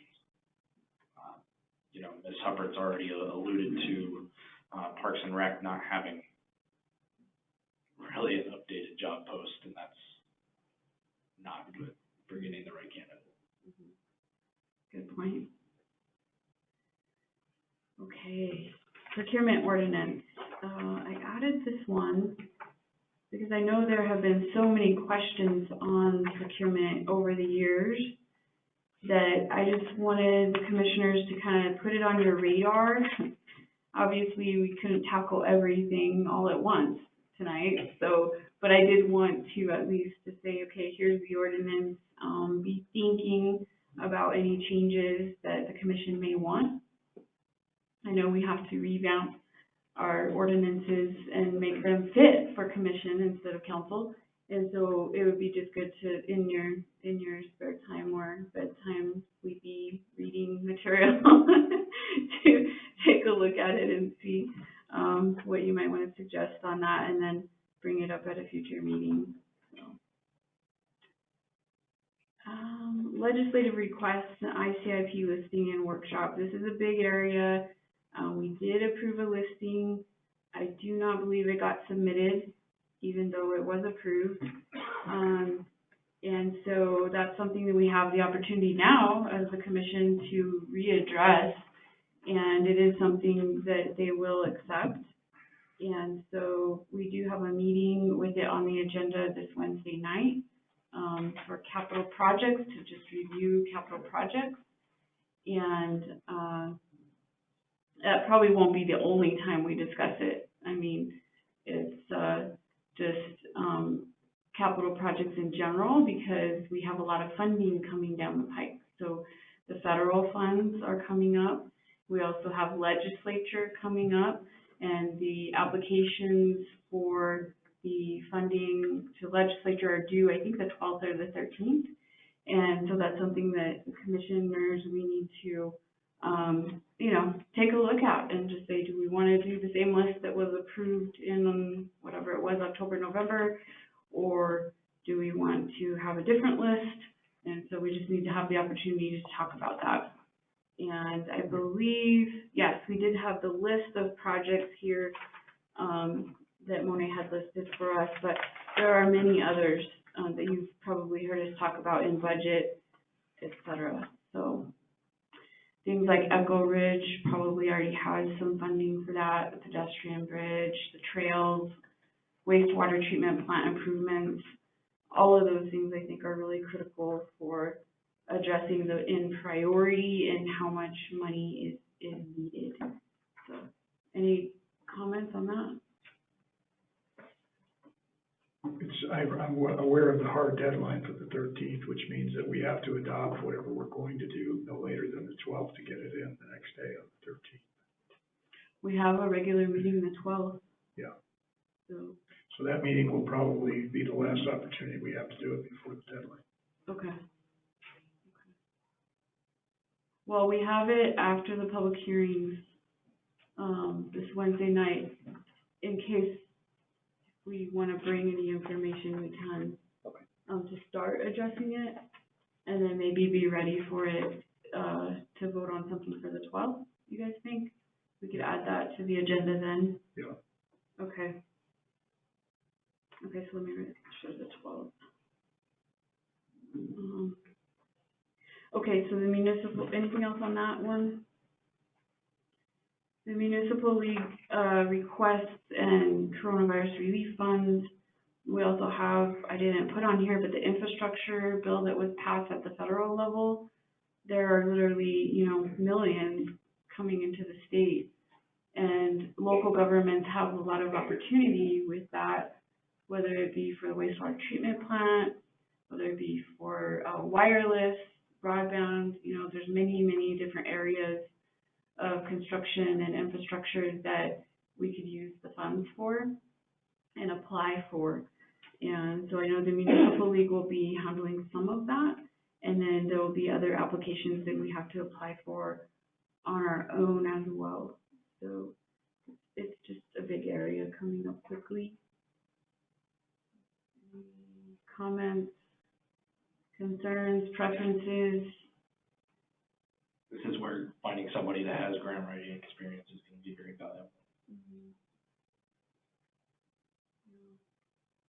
Is that how the funds are accessed, is through grants? A lot of them, either grants or like a grant loan hybrid. Yeah. And I can help where I can. I have that grant writing experience. So, but I would rather not have to write all the grants. We can recruit though, right? Yes. Yeah, Yeah, and you can contract out a lot of those as well, the grant writing. Any other thoughts?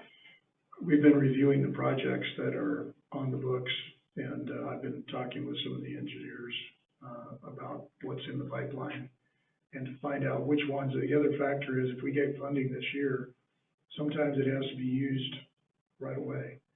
So they have to be shovel-ready projects, and we're going through to try to determine which ones are, which ones aren't. So that they can be, if there are significant problems with proceeding with them and they're not really shovel-ready, that we'll push those to the back of the pile. And just take the priority projects that are ready to go, which has to be determined by the commission on the 12th, no later than the 12th. So I'll write something up informationally as a recommendation and submit it to the commission to be in the packet for that 12th meeting. Yeah, and that's for the ICIP stuff, correct? Yeah. Okay. Yeah, because there's a lot of grants out there outside of that we can use for infrastructure, different projects that we have that might not even be shovel ready. So. And I would imagine the engineers have a lot of information to share. All right. Next, mayor commission executive level appointments for, well, it's really executive level appointments and boards, right? So, and I did want to point out that many people have been expressing their interest even after this agenda was drafted. So we will likely have more rounds of appointing people to the boards who are willing to serve. And so for anyone who would like to be considered or is willing to serve, please send your information to commissioners@edgewood-nm.gov. And so I know a lot of people have expressed interest, and we have some names here, but there are more, is what I'm saying.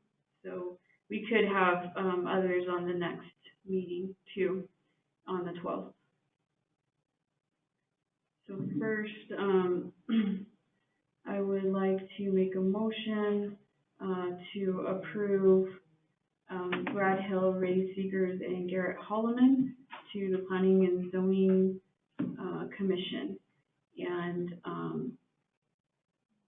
so I'll just make that motion, and then we can go to discussion after a second. Who did the second? Commissioner Donner, thank you. For discussion, my comment here was that after the long delay with things, I felt like we really needed someone with experience for P&Z. And so I did ask former Mayor Hill, who had served on previously on P&Z, who knows a lot about the process and the requirements. And then as well, Mr. Ray Seegers, who's here this evening and has so much experience with development, real estate, and P&Z matters as an at-large member, which is allowed under our ordinance.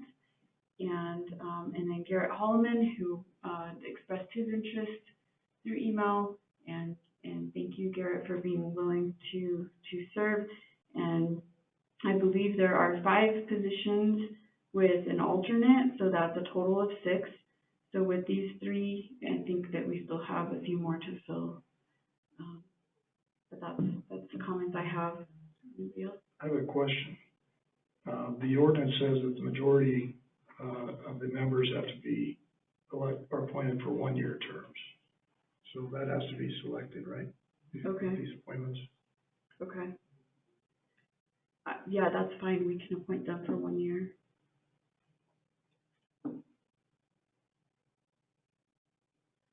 I'm not advocating for 1-year terms for these people, but the majority still has to be done for 1 year and then the rest for 2 years. Okay.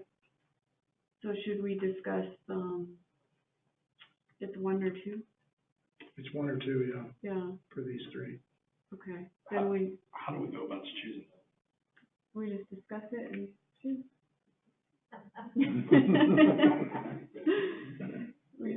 I mean, all right. It's our prerogative to.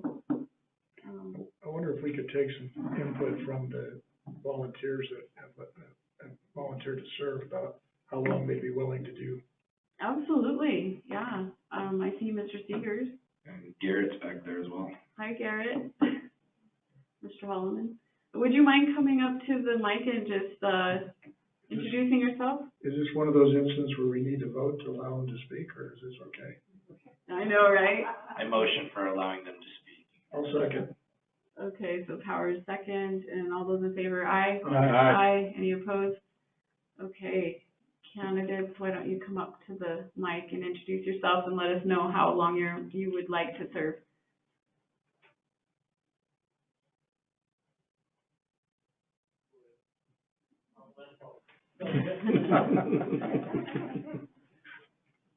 Commissioners, welcome. I'm Garrett Holloman. Honestly, I'm willing to serve as long as I'm needed. I've seen this town for the last couple of years, been wanting to serve, and I'm ready to serve however you need me to, and for however long. All right, thank you. Appreciate it.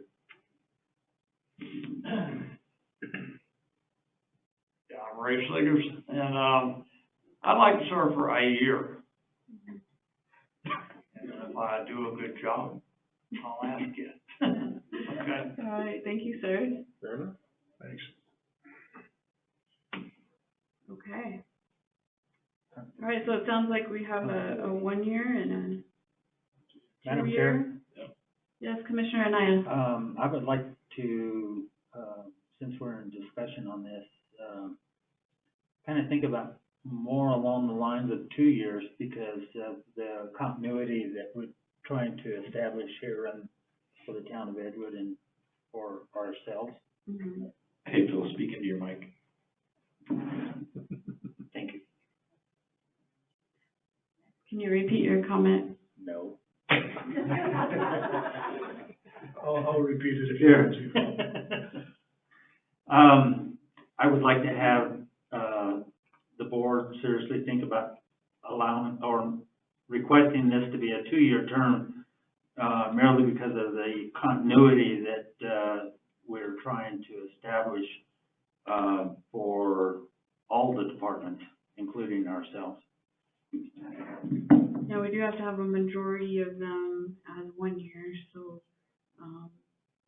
I don't know so. Is that an internal? That's it's in the ordinance, that the majority of them have to be for 1 year. And the question is, are there 5 members with an alternate, so it's 3 in the majority? Or is it 6 members, so 4 have to be appointed for 1 year terms? 6 is an alternate, so they would be at 1 year, correct? I mean, it just depends on the wording. It says the majority of them have to be 1 year terms. It probably means the majority of the 5, so 3. Okay. I mean, that would be my guess. Okay. Well, we've got 3 and only one wants, one's not here and one wants 1 year terms. Okay. Well, how about, I can make a motion to, designate Brad Hill and Ray Seegers for 1 year terms and Garrett Holloman for 2 years. A second. Okay, any discussion on that part? Okay, all those in favor for that motion, signify by saying aye. Aye. Aye. Any opposed? Okay, so now we have the terms. Now we just need to vote on the actual appointments. We have our motion in second, so those in favor of approving these appointments for P and Z, signify by saying aye. Aye. Aye. Any opposed? Okay. We'll move on to Parks and Recreation. So now that, I'm not sure on the terms either. So we have, had Ralph Hill, current member, Kiara Scott, current member. I was able to verify that they still would like to serve. And then a new volunteer that's been helping out a lot with trash cleanup and things like that, David Bergston. Madam Chair? Yes. Madam Chair, just for clarification on the Parks and Recs and even planning and zoning, going for 1 year, these individuals can be reappointed. So 1 year is actually fine. Yes, that is true.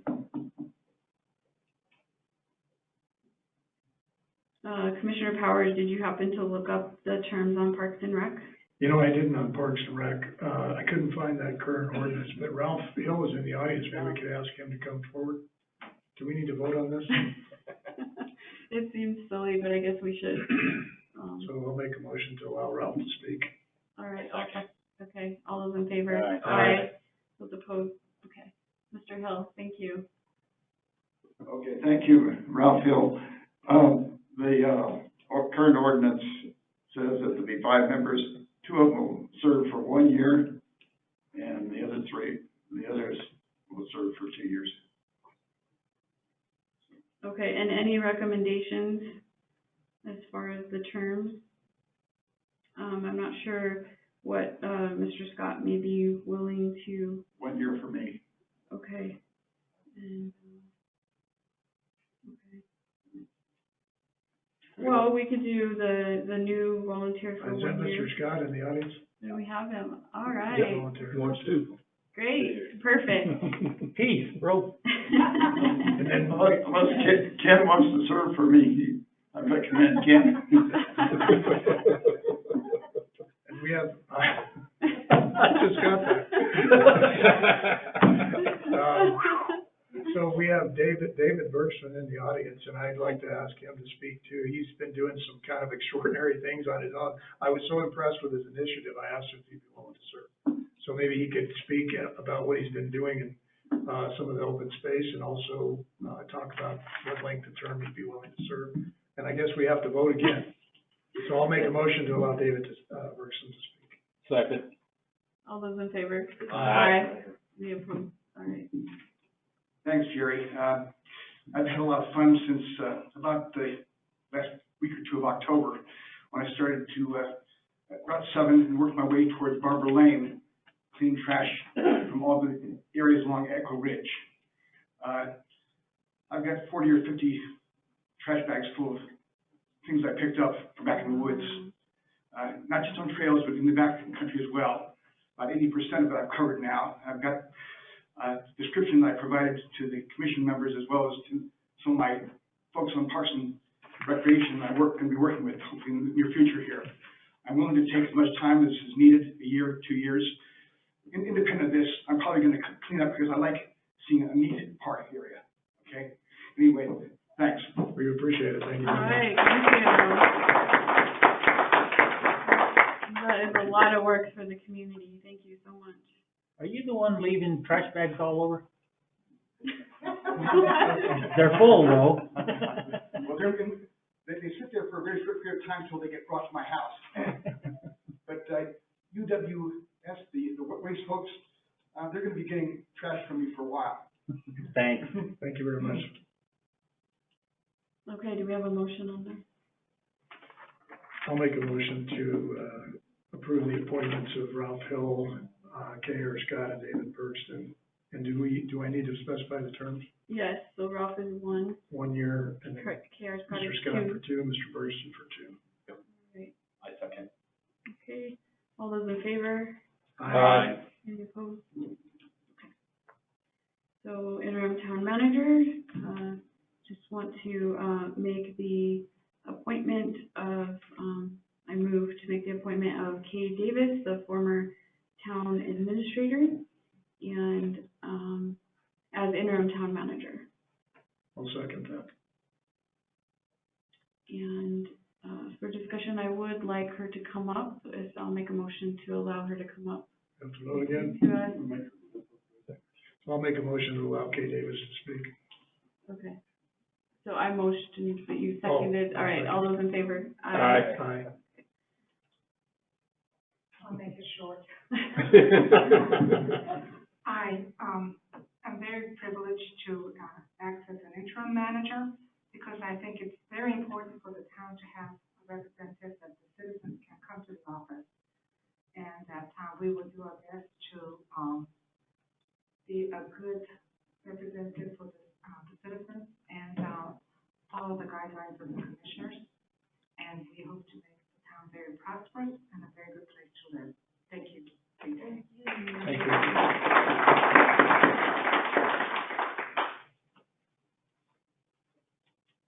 Okay. I did ask Kay because of her, obviously her experience, and just needing to, like I mentioned in my comments, to keep the town moving forward and, get on our feet, get things back on track again and have leadership for the staff as well here in Town Hall.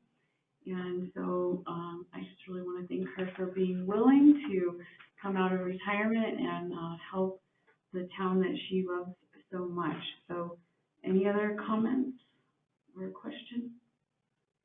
It's just that, you know, the town manager position, like I said, there's gonna be a lot of work to be done, and it was mentioned maybe that a member of the commission could fill that position, until we get the permanent. But the problem is, I mean, it is going to take a lot of work.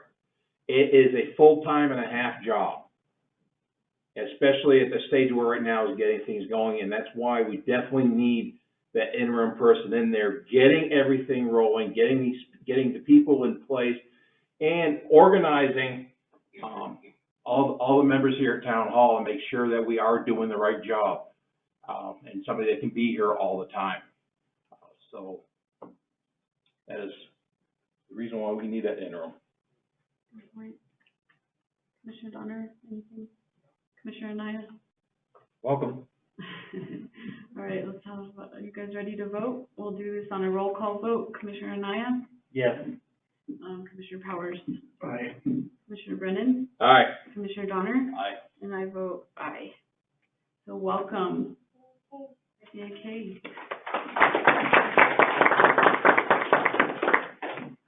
Next is interim town clerk treasurer, and I move to approve Stephanie Mueller, former town clerk treasurer for the town of Edgewood. And, Second. yes, thank you. And I move to allow her to come up. I'll second that. Okay, all those in favor? Yeah. Aye.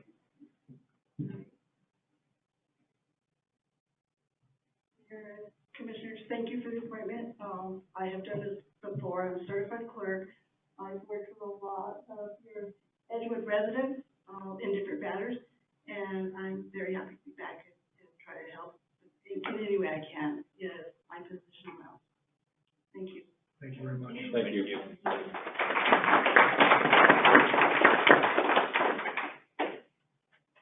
And just for discussion, just wanted to point out that I did ask Stephanie, and so glad that she took my call and was willing to even consider this and negotiate with the commissioners tonight and just be willing to serve the town again. And I just so appreciate it. And I know I've mentioned this before, but I'm the generation in between the boomers and the millennials, and there are just not enough of us. So I'm always so thankful when those who have already, retired or gone on before us are willing to come back and help and serve as interim and train up somebody for the future that could be great in that role. So thank you, Stephanie. Any other comment? Okay, we'll do roll call vote. Commissioner Powers? Aye. Commissioner Brennan? Aye. Commissioner Donner? Aye. Commissioner Anaya? Aye. And I vote aye. So welcome, Stephanie. Thank you.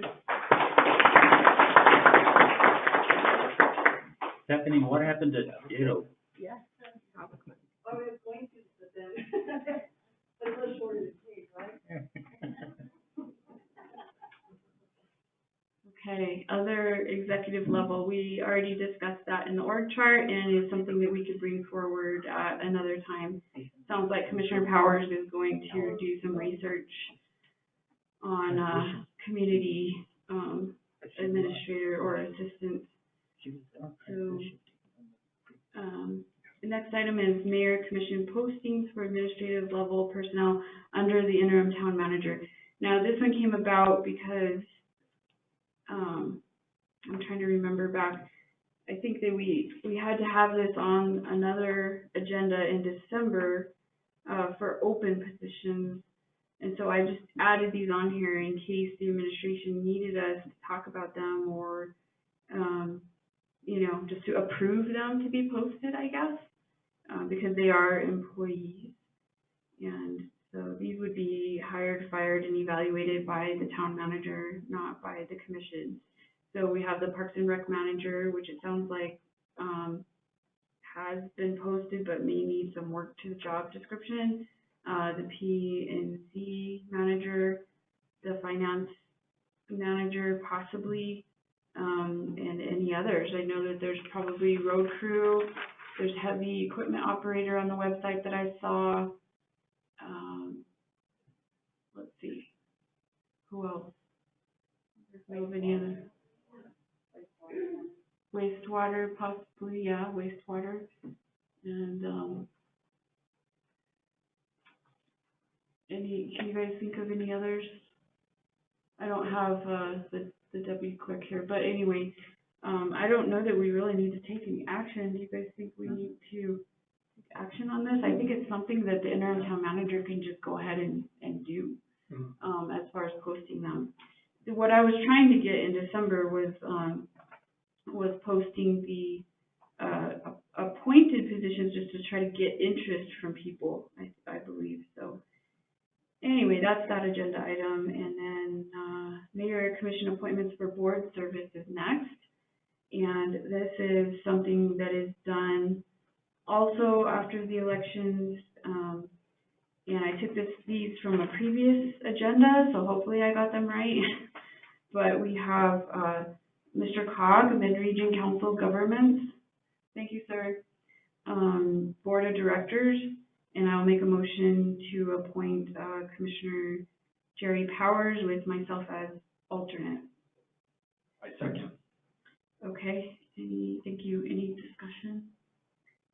This is, planning for the Council of Governments, or what is that? The Mid-Region Council of Governments, which. Oh, Board of Directors? Yeah, right, the Board of Directors, and that's it's a group, it's a pretty big board, actually. It does a lot of regional planning. I'm familiar with their planning function. Is that what this is? Mainly. Okay.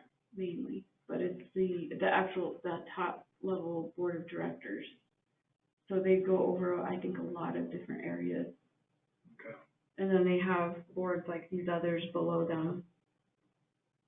All right. Okay, let's do roll call vote on these. Commissioner Anaya? Aye. Commissioner Powers? Aye. I vote aye. Commissioner Brennan? Aye. And then Donner? Aye. Okay. And Mid-Region Council of Governments Rural Transportation Planning Organization, I thought, Ken, you might be interested in this one, with Phil as alternate. You guys are okay with that? Yeah, I'm good with that. Okay. All right, so I make that motion. Second? Okay, and, do roll call again. Brennan? Aye. Commissioner Donner? Aye. Commissioner Powers? Aye. Commissioner Anaya? Aye. And I vote aye. And Mid-Region Council of Governments Water Resource Board, Commissioner Sterling Donner with Commissioner Jerry Powers alternate. Second. Any discussion? I believe that Councilor Abraham had been on this board in the past. And so I don't know how active they are, but it would require, somebody probably in Albuquerque. That's fine. And since you work there, I thought that might work for you. Yep. Okay. Commissioner Donner? Aye. Commissioner Powers? Aye. Commissioner Anaya? Aye. Commissioner Brennan? Aye. And I vote aye. Next is the Estancia Valley Economic Development Association, Avita Executive Board. For this, Commissioner Bill Anaya with the alternate, Sterling Donner. And my rationale for this is that I know, that you've both been, interested and involved in economic development, Sterling through the Albuquerque Chamber of Commerce, and Commissioner Anaya in other various capacities in the area. So that was my thought process with these, and I make that motion. Second. Any discussion on it? Okay, we'll roll call vote. Commissioner Powers? Aye. Anaya? Aye. Donner? Aye. And Brennan? Aye. And I vote aye.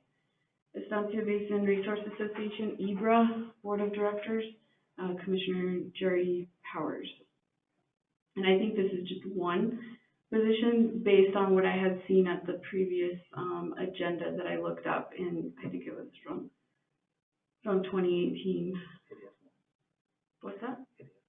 It's just one? Okay. All right. So no alternate on that? I didn't see one on the agenda, and Commissioner Naya says there's no alternate. Okay. So I make that motion to appoint Commissioner Jerry Powers to IBRA. Second that? Okay, and all those, well, let me do roll call. So Donner, Aye. Commissioner Brennan, Aye. I vote aye, Powers, Aye. and Anaya. Aye. That means you have to go to every one. That's right. Can't have it all. They don't have many. Okay, that's comforting. Counselor Abraham says, well, that's good. North Central Regional, New Mexico Regional Transit District, NCRTD Board of Directors. And I thought Commissioner Brennan with transit, on both of the transit boards, I thought might be good. So for you as the main commissioner, and then Commissioner Phil Anaya as the alternate. Now, this might, pre-COVID, this might require traveling up to Espanola. But now, I'm sure they probably have Zoom options, I would guess. I mean, I don't know for sure, but with COVID, but I just wanted to point that out to make sure if you guys were willing to do the travel, you do get reimbursed your expenses to travel. So, and maybe a per diem. Road trips are always good. So I make a motion to appoint these two commissioners in this capacity for NCRTD. Second. Commissioner Anaya seconds, and let's do roll call vote. So Commissioner Powers, Aye. Anaya, Aye. Donner, Aye. Brennan, Aye. and I vote aye. Okay, next, pay rates for interim positions. Now, I was approached with this, I hadn't been aware of it previously, but the pay rates have been increased for some interim work of certain employees because of taking on additional workload and duties. And so what I have found out is that the P&Z, administrator and code enforcement officer, his duties will probably still be extra on him until we find somebody for that role, for the manager, the P&Z manager, and as well the accounting assistant.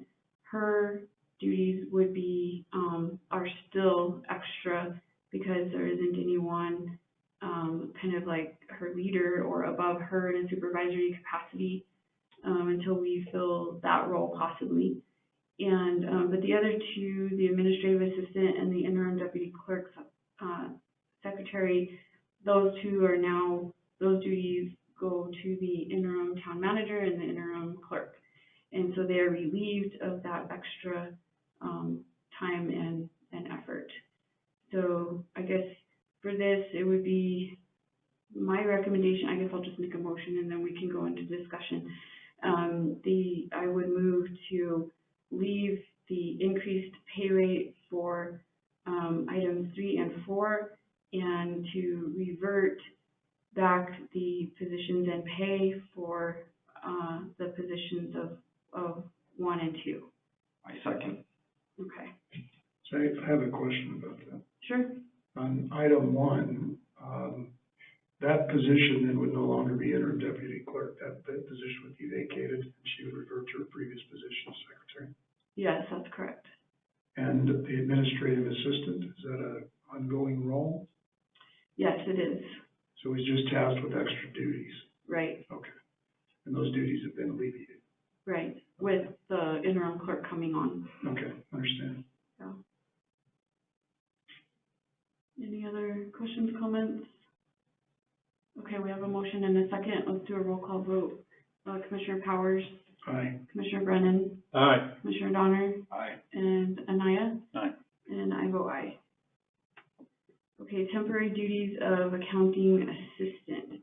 Now, thinking back in my discussions with Amelia, one of the things that she needs is the permission, I guess you could say, we might as well make it official with a vote, to allow her to do the bank reconciliations and the journal entries and any monthly closeout procedures that she needs to do.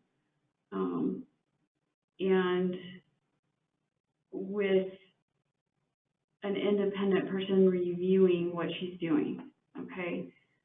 So, I will make a motion, and this is just to clarify so that the financial reports can get completed and the quarterly reports can get done, because she had been held back from doing those.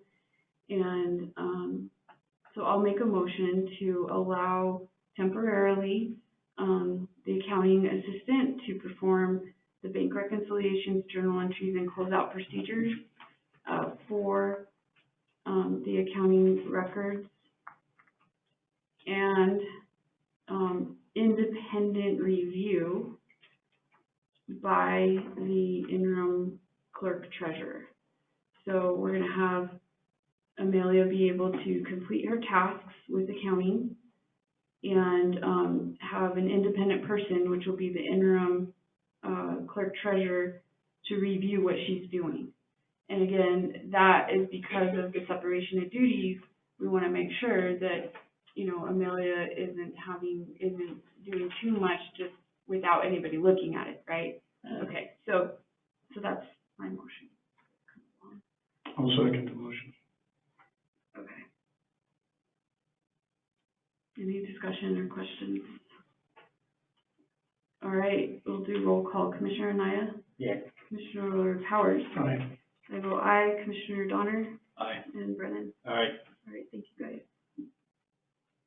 Next, we have two bars, but we'll address the first one first. A budget adjustment request for GRT, gross receipts taxes, decrease due to the Walmart fire. And I thought that this would just be wise, and in my discussions with DFA, they also agreed that we should decrease our revenue and expenses, for some amount, based on what we think might possibly be impacted for the town. And you should always, I guess, keep your budget up to date on what you think you're bringing in versus, because you don't want to, so governments in New Mexico have a zero-based budget. So what you estimate that you're going to bring in is what you allocate out to be expended. So if you already know you're not going to receive certain revenue, then you have to decrease expenditures.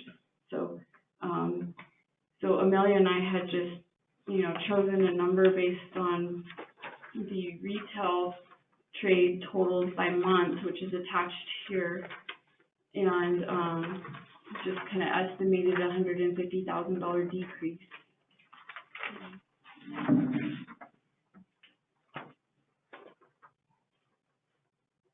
So,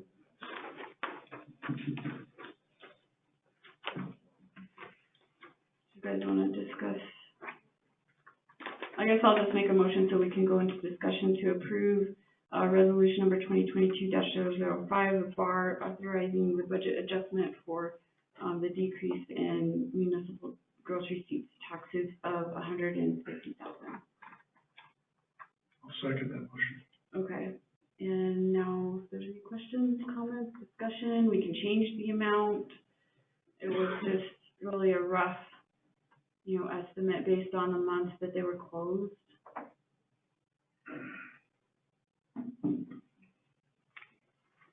So these were just estimates based on that time frame? Mm-hmm. Because Tax and Revenue Department does not give us and probably shouldn't, right, because they're private businesses, but they don't give us the exact revenue and taxes for each business in the town, because that's private industry information. But we can tell roughly, in the past what it's been, a couple $100,000 a month on retail trade. And, there could be a couple of these other categories in here, like what was I looking at? Well, mainly just the retail. The number seems really high. The 150? Yeah. The store was closed. I know the store is still partially closed, but the store was only closed for 3 weeks. And a lot of the grocery shopping still went straight to Smith's.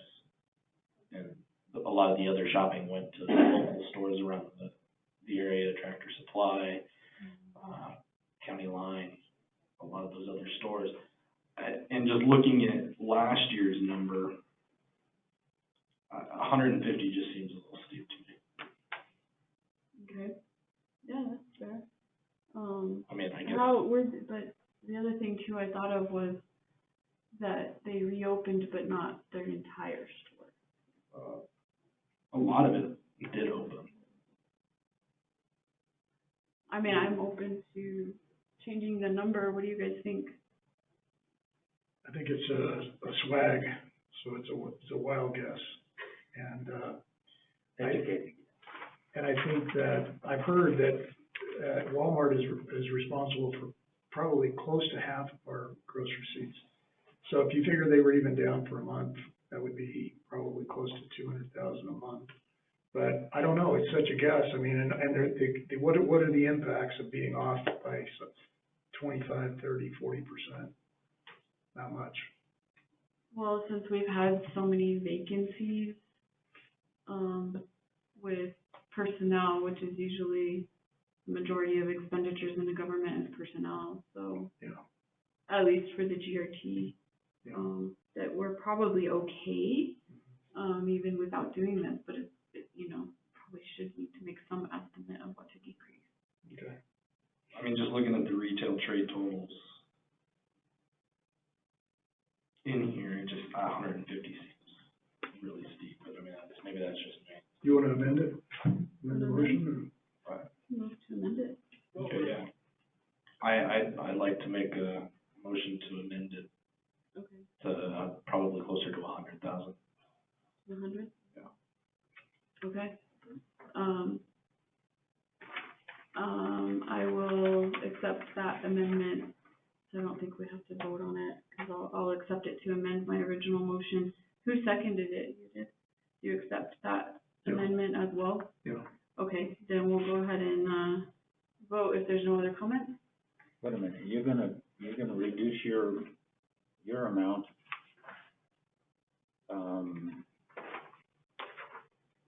Yeah, that's fine. Okay, so the revised motion and second is to approve the Town of Edgewood Resolution number 2022-005, a budget resolution authorizing budget adjustments, or what we call a BAR, for a decrease in municipal GRT of 100,000.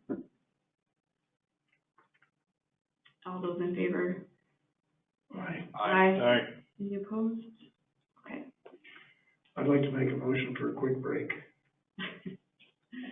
That's fine. Commission's all good with that? All right. That. 5 minutes? That's fine. All right.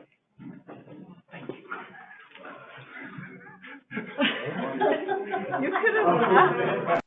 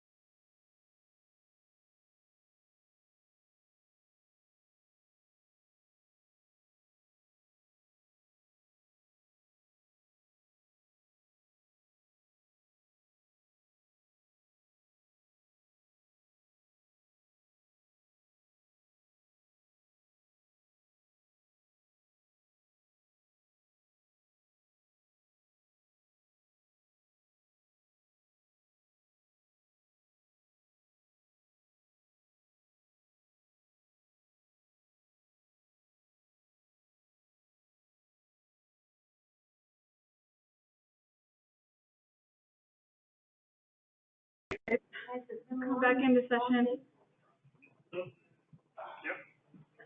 Time to sit down. Hello?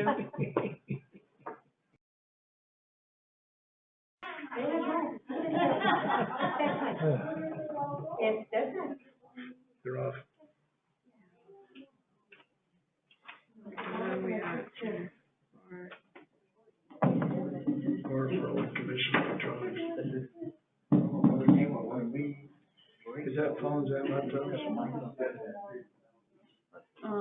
Yes. Okay. Okay, so next, all right, guys, are we good? Back in open session here. Thank you all.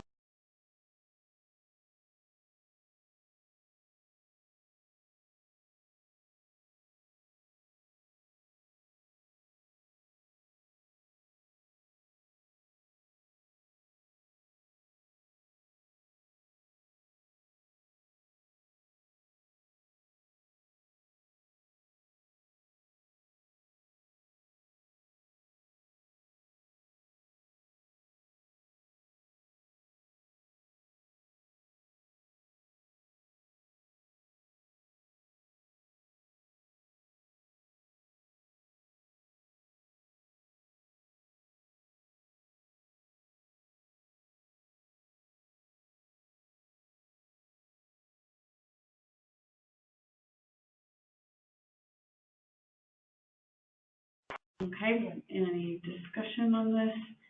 Be for laptops, phones, anything? Okay, all those in favor? Aye. All right, resolution 2022-006 passes. This next item, this was requested by Commissioner Powers, so Commissioner Powers, you can go ahead and, I guess, address this, and then we would probably designate you with a motion to work with council on it. Okay, so I think I'll just start with a motion to issue a cease and desist letter to Robles, Real, and Anaya, who has been acting as town attorney, but did not have an authorized contract that was approved by the governing body, had multiple conflicts, was stricken out of case after case by the district court and Supreme Court for not having authorization from the town to do what they were doing. So I think it's necessary to issue a cease and desist and then to obtain other counsel, which will be under a different agenda item. But that's the bulk of that letter, but also to retrieve the town's files that are in their possession regarding legal matters. A second. Okay, we have a motion and second, and within this, well, I guess I can do it separately, never mind. Any other discussion, questions, comments on this motion? Okay, we'll do roll call vote, so Commissioner Anaya? Aye. Powers? Aye. I vote aye. Brennan? Aye. Donner? Aye. Okay, and then I make a motion to designate Commissioner Powers to work with legal counsel on this matter. A second. Okay, we'll do roll call. Any discussion? Okay, Commissioner Brennan? Aye. Donner? Aye. Powers? Aye. Anaya? Aye. And I vote aye. That would be, oh, never mind, you're right, never mind. Okay, next is issuance of an RFP for legal services for the town attorneys. And, I believe we have this in our packet, yeah. RFP, I made changes. This was the template that was used last time, and then I updated it, and Amelia made the changes. And I would just say that a couple of the, or maybe really the only significant change, well, there would be two changes that were significant in my viewpoint in dealing with RFPs. First, that we can award to more than one attorney, more than one vendor, just because, attorneys have different specialties that they work with. And secondly, that we are allowing the offerers, the vendors, to submit via email, and that has become a very common practice in all of the RFPs that I'm seeing and that we propose on for the audits, just because of COVID and, you know, in this electronic world, many times email is okay. Plus, we have a pretty short timeframe, due to, just needing to procure legal counsel for us. And so this will be, I think approximately 3 weeks beginning to end. And that's, you know, that's, if we can do it shorter than that, that would be great. But if not, we also have legal counsel already designated to us through the Municipal League. And so we do definitely have that, option open to us. And I would like to hear from, former Councillor Ring. Let me just make sure the commission's okay with that. Make a motion to allow Mr. Ring to address the commission. Second. It's been seconded by Donner, and all those in favor? Aye. Okay, Mr. Ring, I would like to hear your comments.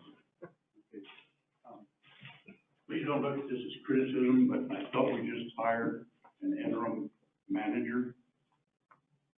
Shouldn't she have the responsibility of putting all this together?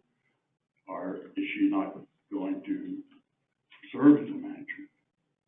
Okay, so for our procurement ordinance, it requires the governing body right now anyway, it requires the governing body to review and approve the RFP. Okay. So but she will, absolutely, and we have to designate our CPO, so, you know, it has to run through the CPOs, through the selection committee, all of that. I want to get this into, do something with the sound system. It is terrible. There's people like myself, and I admit I am past the time of dentures and things like that. But there are other people out here in the same boat as me, and they're just as important as anybody else in this room, or anybody else that has been in this room tonight. So you got to do something about it, because I've got the latest and greatest in hearing aids, and I cannot adjust them to where I can hear you guys. Thank you very much for listening to me, for what it's worth. Yes, thank you very much. Mr. Mayor, Madam Chair. Ms. Mayor, or Mrs. Mayor. It's getting late. Madam Chair, can I address that issue, just for a quick second, about the, sound system? Yes. I agree with, Mr. Ring, as far as being able not to hear. I too wear hearing aids, and, I guess this question would have to go to, Jesus. What's the possibility of us being able to use telecoil? Yes. I don't know, I have to contact the audio guy, I'm not an audio guy, so I have to contact them. We can't hear him, we can't hear you. I asked him a question about it, are we capable of using telecoil? Telecoil works with hearing aids, and a lot of the governing bodies use that system so that the elderly or anybody that has hearing aids can actually hear when you walk in. It picks it up ASAP. And Chuck, do you have capability to use telecoil? I don't know what I have, except I know that it's fully computerized and I can do all kinds of things with it, but everything has to be at least, and I'm not complaining about the work that the people do, because they do the best they can do. But I cannot tell you if it's telecoil. Probably is, but once I leave someplace after I buy it, I'm too busy keeping myself in the rear than I am trying to find out everything about it. Okay. Jesus, can you check on that for me? I'll find out. Thanks. All right, thank you both. Okay, let's move forward with the RFP, which, like I said, is required for the governing body to review and approve before it's issued. And so, any questions or comments on the RFP? And I need a motion to approve it. I motion for approval of RFP 2022-01 legal services. Second. Commissioner Naya seconds. Any discussion? Okay, let's do a roll call vote. Commissioner Powers? Aye. Commissioner Brennan? Aye. Commissioner Donner? Aye. Commissioner Naya? Aye. And I vote aye. Okay, we'll get this issued tomorrow. And next is the designating interim chief procurement officer and alternate. And so for this, it's a very important position. And I guess I'll just start things off by making a motion with my thoughts, but I'm open for feedback. I move to designate the interim deputy clerk treasurer, who has dealt with procurement before, as the CPO, interim CPO, and the interim town manager as the alternate. I second. Second.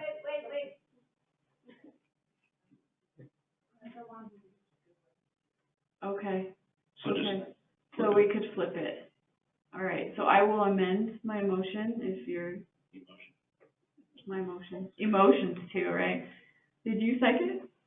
All right, okay, so if you're okay with it, we'll flip them. So designate the interim CPO for the interim town manager, and the alternate being the interim deputy clerk. I second. All right, so all those in favor? Aye. Aye. Any opposed? Okay. Next, I need to move that we allow the Municipal League Attorney Jared Najjar, Mr. Jared Najjar, to advise us as the league attorney in the next 2 closed sessions. And so I just need a second on that. I'll make a motion to have former Counselor Abraham come up and address the commission. Second. All right, all those in favor? Aye. Okay, when you said the name, when you said the name Jared Najjar, I need to disclose that, I talked to him at one point, when the Attorney General, when they got that complaint about my residency. I don't know if that's any kind of conflict or not. We discussed it. He said it may end up in litigation, so he didn't want to take the case. But I just wanted to disclose that to you all, in case it's an issue, before you go in and discuss anything. Okay, thank you, Counselor. I think that because he was not adverse in any way to the town, but rather aligned with the town and listening to a counselor, that it's fine if you all don't have any objection. They frequently, advise their clients, their governing bodies on cases. So I make that motion to allow him to advise us in the following 2 closed sessions. Second. Okay, all those in favor? Aye. I have a question here. Okay. I have a conflict on item 11 because I'm one of the parties that filed the litigation against John Bassett. Mm-hmm. So I don't know if I should vote. I shouldn't vote and probably recuse myself even on the attorney who's advising. So I'm going to recuse. Okay. And not vote. That's fine. Thank you, Commissioner Powers. Okay. So let's do roll call then. And so Commissioner Powers is recusing on this motion due to his conflict on the McGill versus Bassett case. Commissioner Anaya. Aye. And Donner. Aye. And Brennan. Aye. And I vote aye. Motion passes. Next, let's see here. Next, we need to have a motion to go into closed session. And I'm just thinking about your conflict, but I'll go ahead and make the motion first to go into closed session as per motion and roll call vote pursuant to NMSA 1978, Section 10-15-1H7 for confidential discussion regarding pending litigation of Miguel Powers et al. Versus John Bassett et al. And related Court of Appeals case A-1-CA-39388. And I'll need a second. Second. Okay, so Commissioner Anaya seconds. And now, So again, just for the public to understand this as well, that the proper thing to do anytime you have an interest in something that's being voted on is to recuse yourself, so that you don't participate in the vote or even the discussion in the vote. I'm going to err on the side of caution, and I'm going to recuse myself from this matter. I will leave the room, and when you all are back in session, after the closed session, if somebody could come get me. okay, All right. we will do that. Thank you, Commissioner Powers. And with that, he's recusing, so let's do roll call vote on going into closed session. Commissioner Brennan? Aye. Commissioner Donner? Aye. Commissioner Anaya? Aye. And I vote aye. We are in closed session and will return.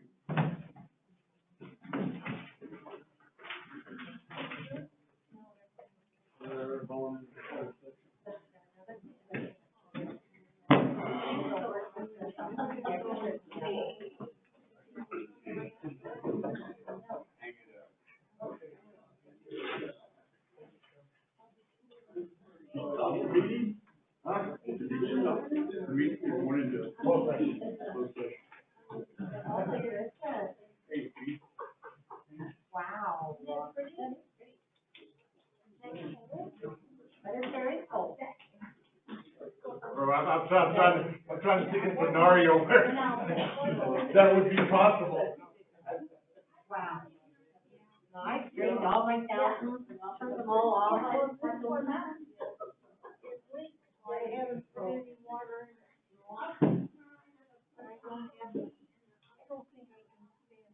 Oh, did your training go to sleep? I don't know.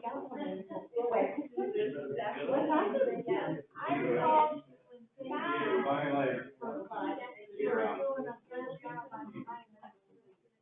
Oh, she was so upset about the hole, and I went to get her a couple of times, and I hit that hole every time.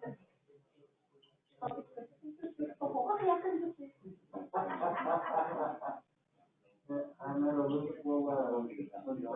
I'm gonna bring some material out and bring that. Where those boulders, or whatever, keep going. Right, as well as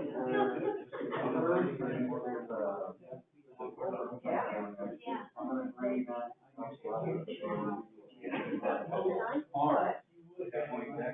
Solar light on the pole. See you later.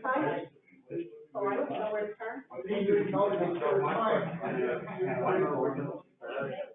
Oh, that's Ken.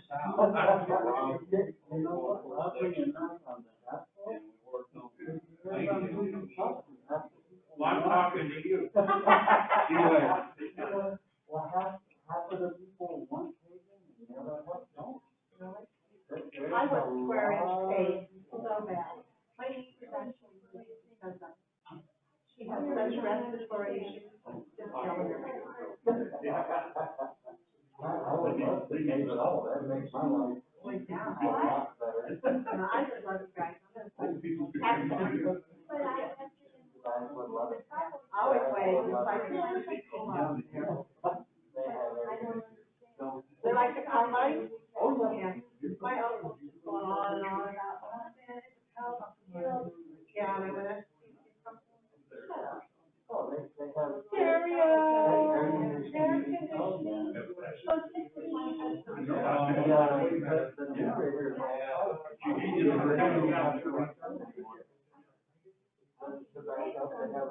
I'll be still in the.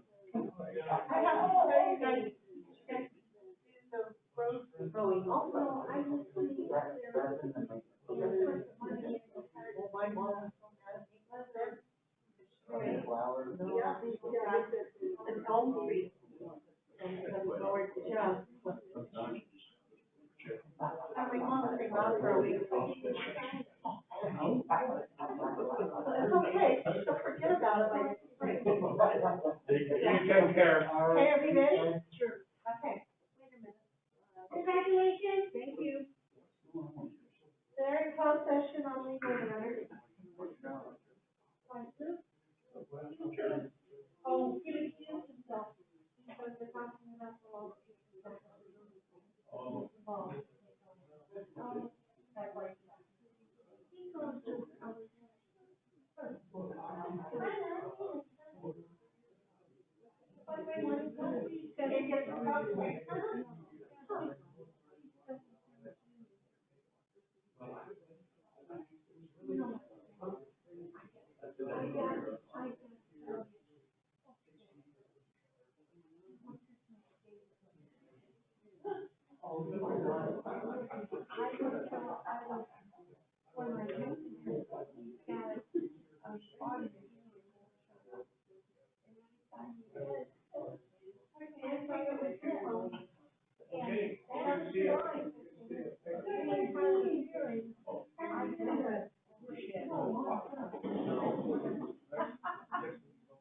That is funny.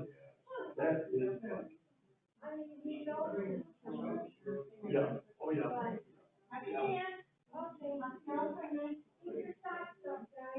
Okay. Stay awake. You hanging out here, Mr. Chuck? I'm gonna be here. All right. So long, then. My wife told me that they still have my keys. No, I'm not. Yeah, right.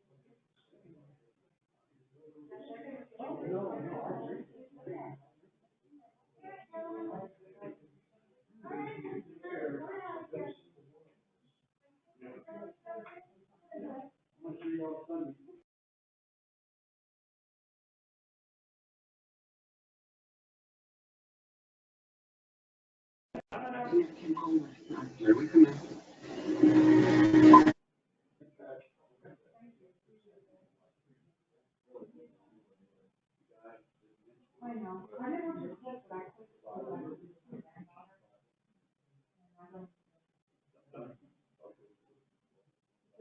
I have 4 grandchildren.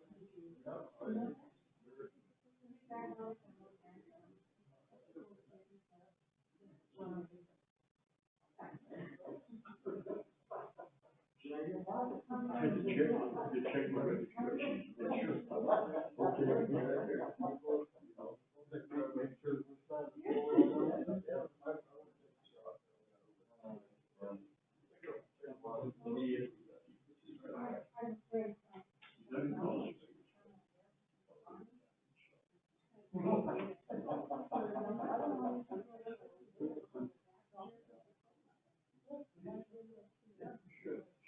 You know, that's curiosity.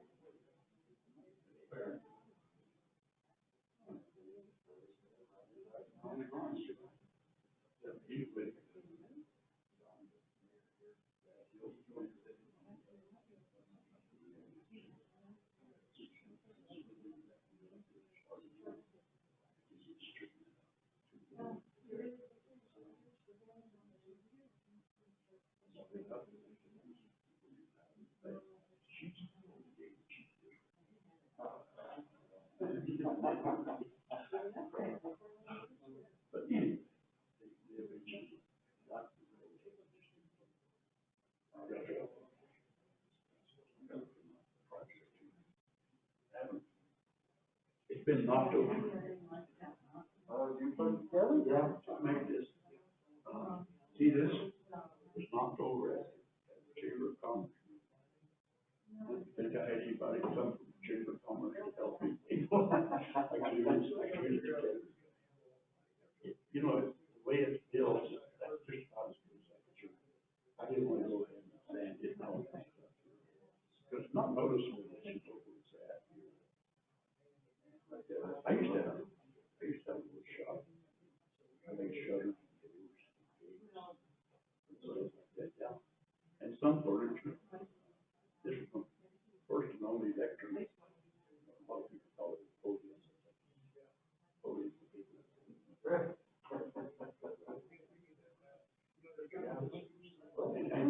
And luckily, there haven't been many people put their foot up. Yeah, because most of these lectures, you see it worn down. I mean, I really don't see where it's on. That was a lot of fun. It was easy. Hey, Chief. Hey, Chief. Yeah. Okay.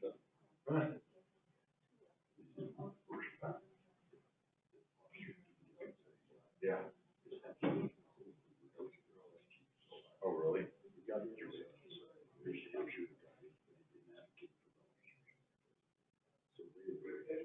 They're short 4%. Yeah. Wow.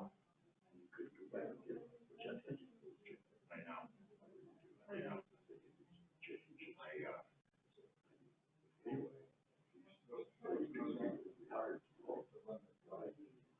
And manager.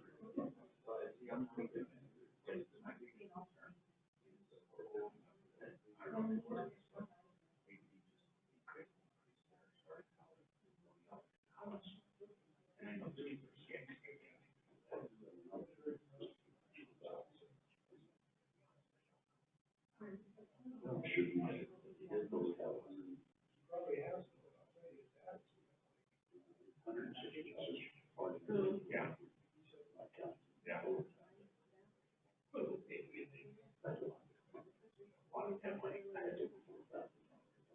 Yeah. Yeah. And I know. This community came to that. But there are some. Yeah, and that's exactly, you know, we get a lot of guys, you know, they like working here, they love, they're close to home, you know, but, and they don't have high classes. Yeah. They don't have, yeah. Exactly. So, I think he does that. The Santa Fe County, Santa Fe PD, Torrance County just started on guys, 28. Yeah. 24. Somebody told me that you got. I mean, oh, well, do that. I was told commission that's on short these 5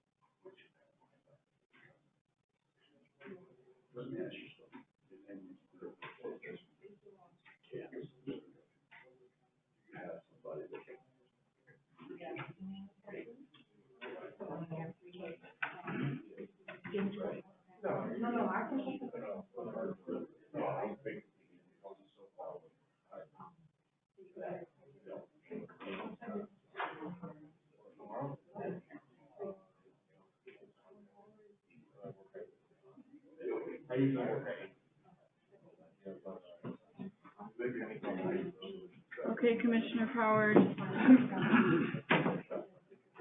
Okay, Sue, do you want to turn us back on?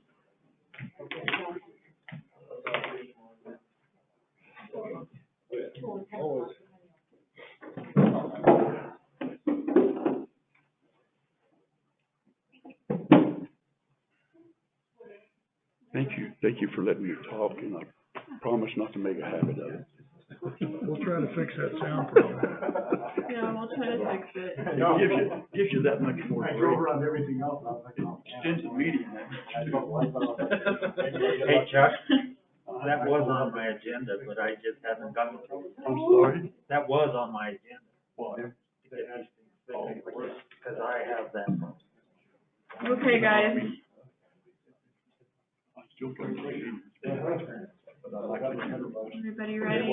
Probably the worst thing I could have got, but. Okay. I'll check on that. What do you call it? Telecoil. Telecoil. Of course, yeah, I couldn't even hear you. Telecoil. Okay. So we, on this one, I'm trying to remember the order. I think we come out of closed session first. So I move that we come out of closed session and back into open. Second. Okay, Commissioner Brennan seconds, and roll call vote. Commissioner Anaya, Aye. Commissioner Brennan, Aye. Commissioner Donner, Aye. and I vote aye. So we are in open session, and we also need to do our confirmation statement. That only the item on the agenda for this closed session was discussed, and no conflicts of interest, and no decisions were made. And I affirm that. I so affirm. Donner, I so affirm. and I so affirm. okay, thank you guys. All right, now we need, I'll go ahead and make a motion for the sake of time here to go into closed executive session as per motion and roll call vote pursuant to NMSA 1978, section 10-15-1, H7 for confidential discussion regarding pending litigation, Joseph Campbell versus Town of Edgewood, et al., and Cheryl Huppert versus Town of Edgewood. Second. Okay, we have a second, and we'll do any discussion before going into closed session. All right, now roll call vote. Powers? Aye. Anaya? Aye. Donner? Aye. Brennan? Aye. And I vote aye. We're in closed session for. Can I finish this? Yeah. Yeah, please. Yes.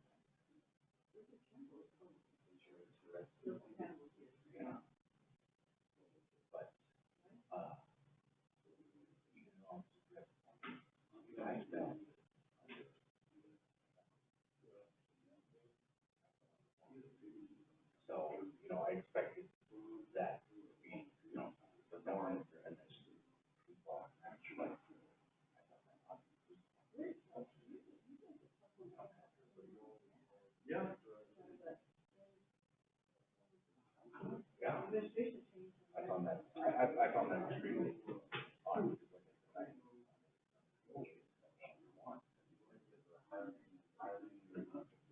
Yeah.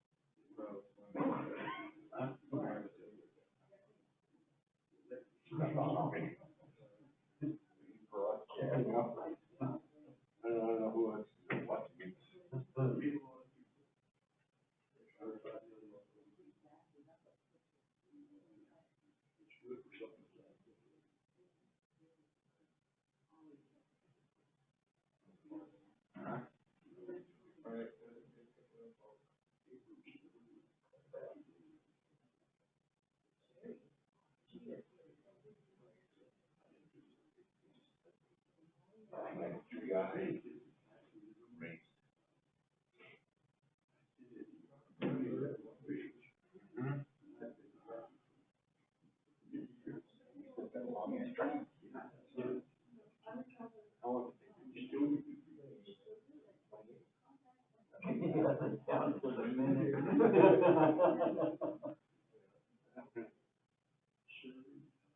us 40 guys, 45.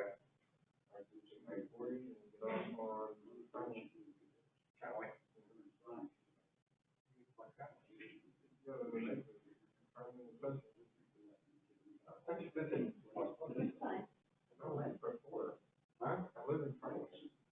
Live on Conway? Oh. Yeah, I used to. Okay, all right, so I'm not that far off. I'm like, what?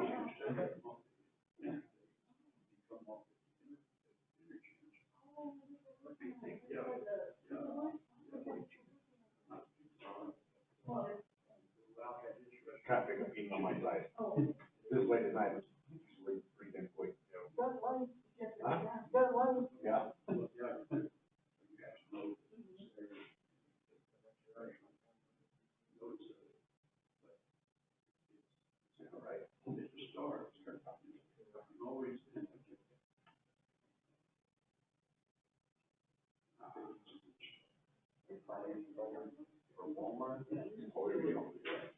Where the changes are.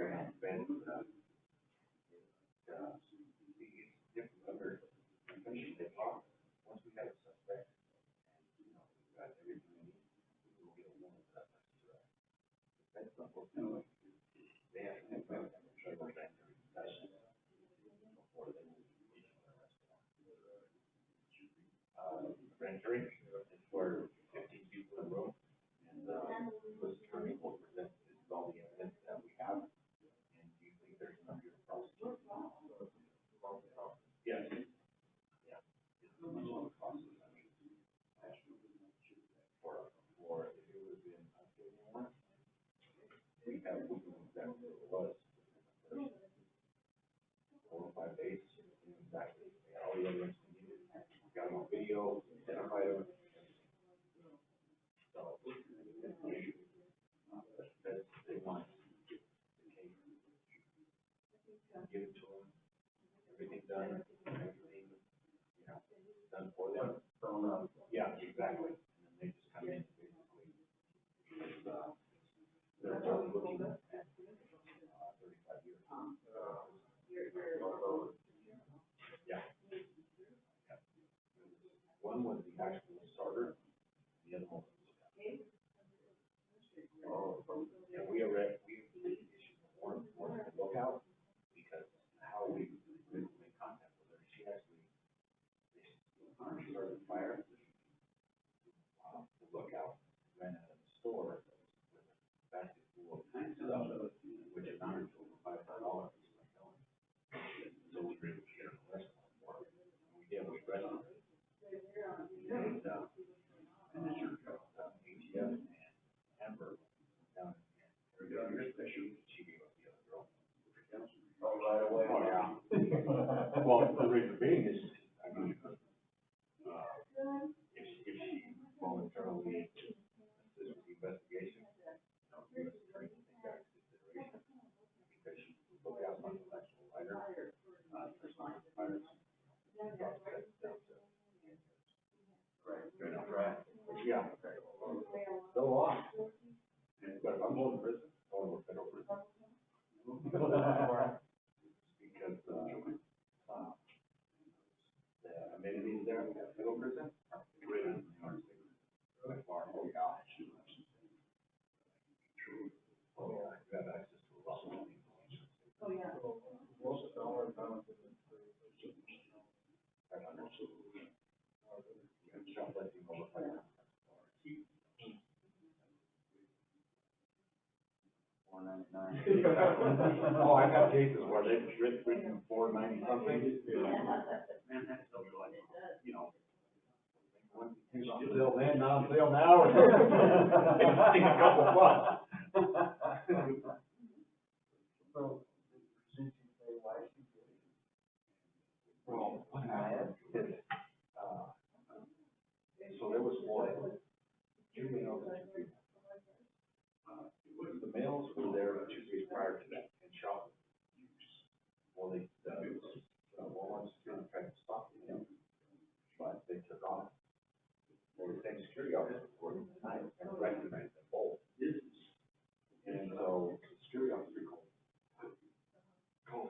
supervisor at the school, Edgewood, and had trespass off the property.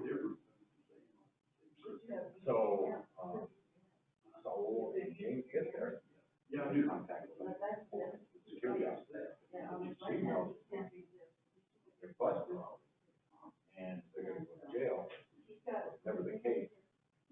So they put the fires, get them out. Get them out, you know, because, and that's what happened. So, them, trespass. Well, now, all the, Walmart radio, the fire, while the officer's like, you know, we're just trespassing, get the hell out, go, get out of here. We got bigger fish to fry, which is what their intent was. What happened was, as the fellow was coming out of the security office, one of the employees said, that girl was shot with it, she's running out the door. And the wolf was not after her, because then, around that same time, they say they got the fire under control. So it's all after her, she catches her with all the stuff, brings it back into the store, gets her ID, and the other girl's ID, and ID them, and tell them, well, come to find out later, they're the ones that started the fire. But now we have them ID. Yeah. We have them day over. Yeah. And, we've got, they started with 4 different fires. They started with one, you know, where you used to have a gun and stuff like that. I don't know what they call it now, but the hunting area. Right. Yeah. One fire was there. One fire was in the back. And 2 fires were lit, even if you shave a towel out. That's what the fire was off. The other 2 fires were safe. Put out fires. And what happened is, so she lit the one fire. She went up and, you know, how they had to do things where they, that's why they, no, she went in between the first fire. So, employees coming over, fire chief, putting it out, and they put that one out. What they didn't know, she went over to the house from, into that wall right there, and went inside of the second fire. Nobody realized it was the second fire because all the smoke from the fire extinguisher covered it up until, it was so large, it was out of control. And then to top it off, that Walmart, sprinkler system was working. Huh? Walmart can, but I mean, nobody claimed any injuries. Right? But yeah, they could. Yeah. But because nobody was injured. So, everybody said they didn't have escalations or anything. They get away scot-free. It's funny because for the next board meeting, with Walmart executives down there, and then come up and said, you get inside, not knowing exactly what happened, you know, obviously something happened. And they was like, well, what are you here for? He said, we're here to fix the fire suppression system. Oh.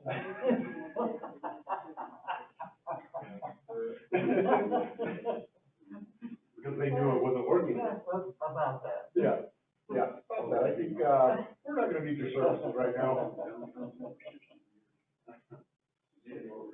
Yeah.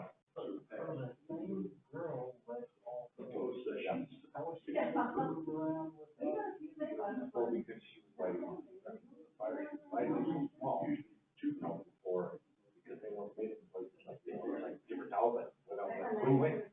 It was just like a box, you know, and it would just either, start, come to bring out, so by the time anybody noticed, that they were gone, everybody knows the next fire. And then in the bathroom, all this stuff was in the bathroom, so she was driving the fire. By the time the traffic, trash cans, they're gone.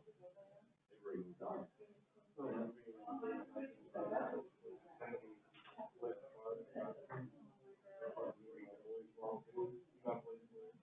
Yeah. Oh, goodness.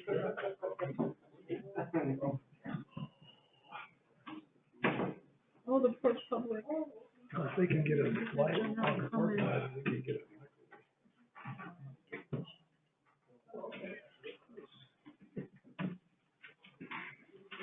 Okay, I need a motion to come out of closed session.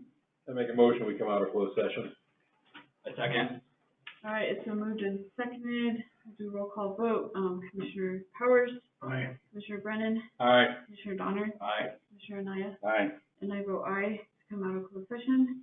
And we need to do our confirmation, that this, only what was on the agenda was discussed, no decisions were made, and, no conflicts of interest. I affirm. I so affirm. I so affirm. I so affirm. And I so affirm. Okay, thank you guys. And let's see here, the next item, filing, we approve, the interim town manager to file any applicable claims with the New Mexico Insurers Fund. I make that motion. I second. Donner seconds. And, let's do roll call on this as well. So, Commissioner Brennan? Aye. Powers? Aye. Anaya? Aye. Donner? Aye. And I vote aye.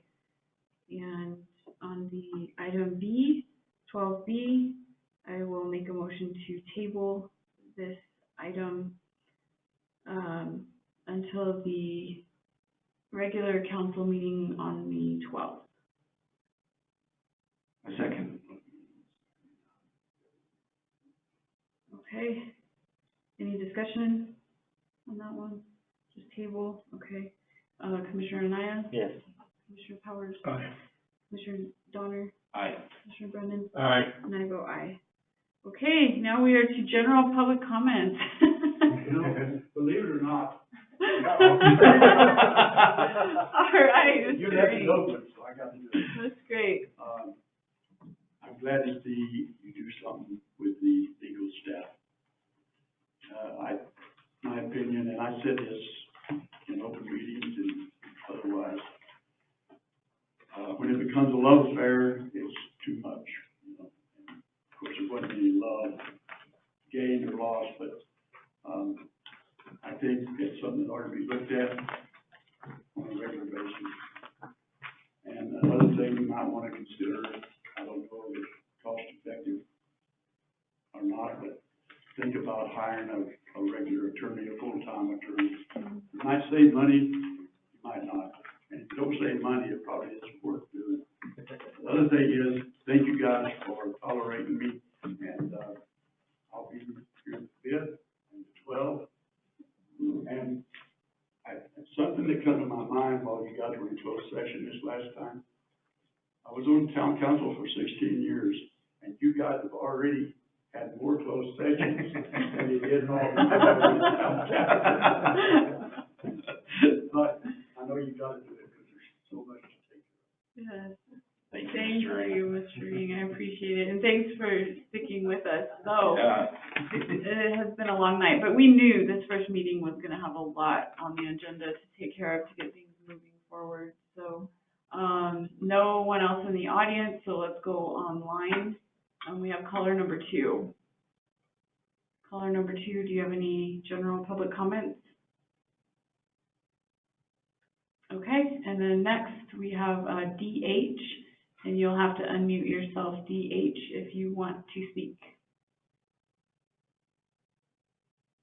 And so next we have Karen Kaiser, and Ms. Kaiser, if you would like to speak for general public comments, please unmute.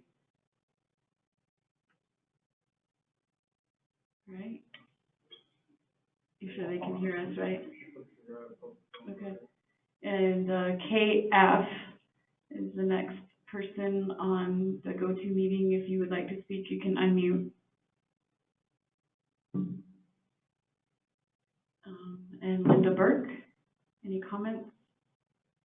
Just a quick one. You guys have covered a lot of ground in nearly, 5 hours. So good job. Thank you so much. Thanks for hanging in there with us. And Mark Mull. You'll have to unmute if you'd like to. Audrey, I want to compliment you on doing an exceptional job of running a long and difficult meeting. Thank you very much. Thank you, sir. I appreciate that. Okay, I have a question. These people are on the GoToMeeting. yes. Is there anyone on the telephones? No. Okay. That would show up on here as well? Just a call or two, I think. Oh, I see. Okay, thank you. Okay, so now we're down to the last bit here, future meetings and proposed agenda items. We have our next special commission meeting for public hearings on land use and workshop on capital projects this January 5th, Wednesday at 6:30 p.m. And just glad that we can move those things forward on land use, hopefully. The commission will be hearing those P&Z items. The next one, notice of possible quorum. Now, we didn't actually get this notice posted by the interim deputy clerk as far as an actual notice, so commissioners, for this one, I apologize for that. That's something I just didn't get done with the clerk, but we can have 2 tomorrow. And then we can have another meeting with all 5 if we, or, possibly up to 5 of us at another team member luncheon. And I just wanted to ask you guys, like, when you might want to do that. I don't know, Friday. I didn't really check my calendar, but we probably should pick a day that we want to do another one. And I know the staff, and the reason for this is because as I've been here in town hall, the staff have really been asking a lot to meet you all. And I know they're just eager to move forward, but they want to have leadership and direction as well. So if you're okay with the 7th. Is that Friday? I took tomorrow, like that afternoon off, Okay, tomorrow. okay, so you can be here. Okay. If it was specifically for that. So Yeah, I did, I took it off. 12:30 to 2, yeah. Okay. So that's fine. What about, Friday? Are you guys good with Friday? How many can attend? 2. So that's you and Sterling. I mean, I don't have to, but, We should just rotate out, I guess, to leave somebody out. well, we can do I see what you're saying. Post a possible quorum or Friday. For Friday. Could do that. That's what I So was 2 of us thinking. tomorrow and 3 on Friday. Yeah, or no, 5, you can go 5 up to on Friday. 5 on Friday. Okay. If we wanted to, it's just no decisions will be made or no town business, but it'll just be at least meeting and greeting and talking to the staff and, they can put a name with a face and everything. But we can't talk about any issues with the staff? If we do that? You just, I mean, well, I guess if it's posted as a meeting. I would do that, because I think it's important that we're all able to talk to the staff. Yeah. Okay. All right, so, okay, I guess we should probably figure out who's gonna come tomorrow.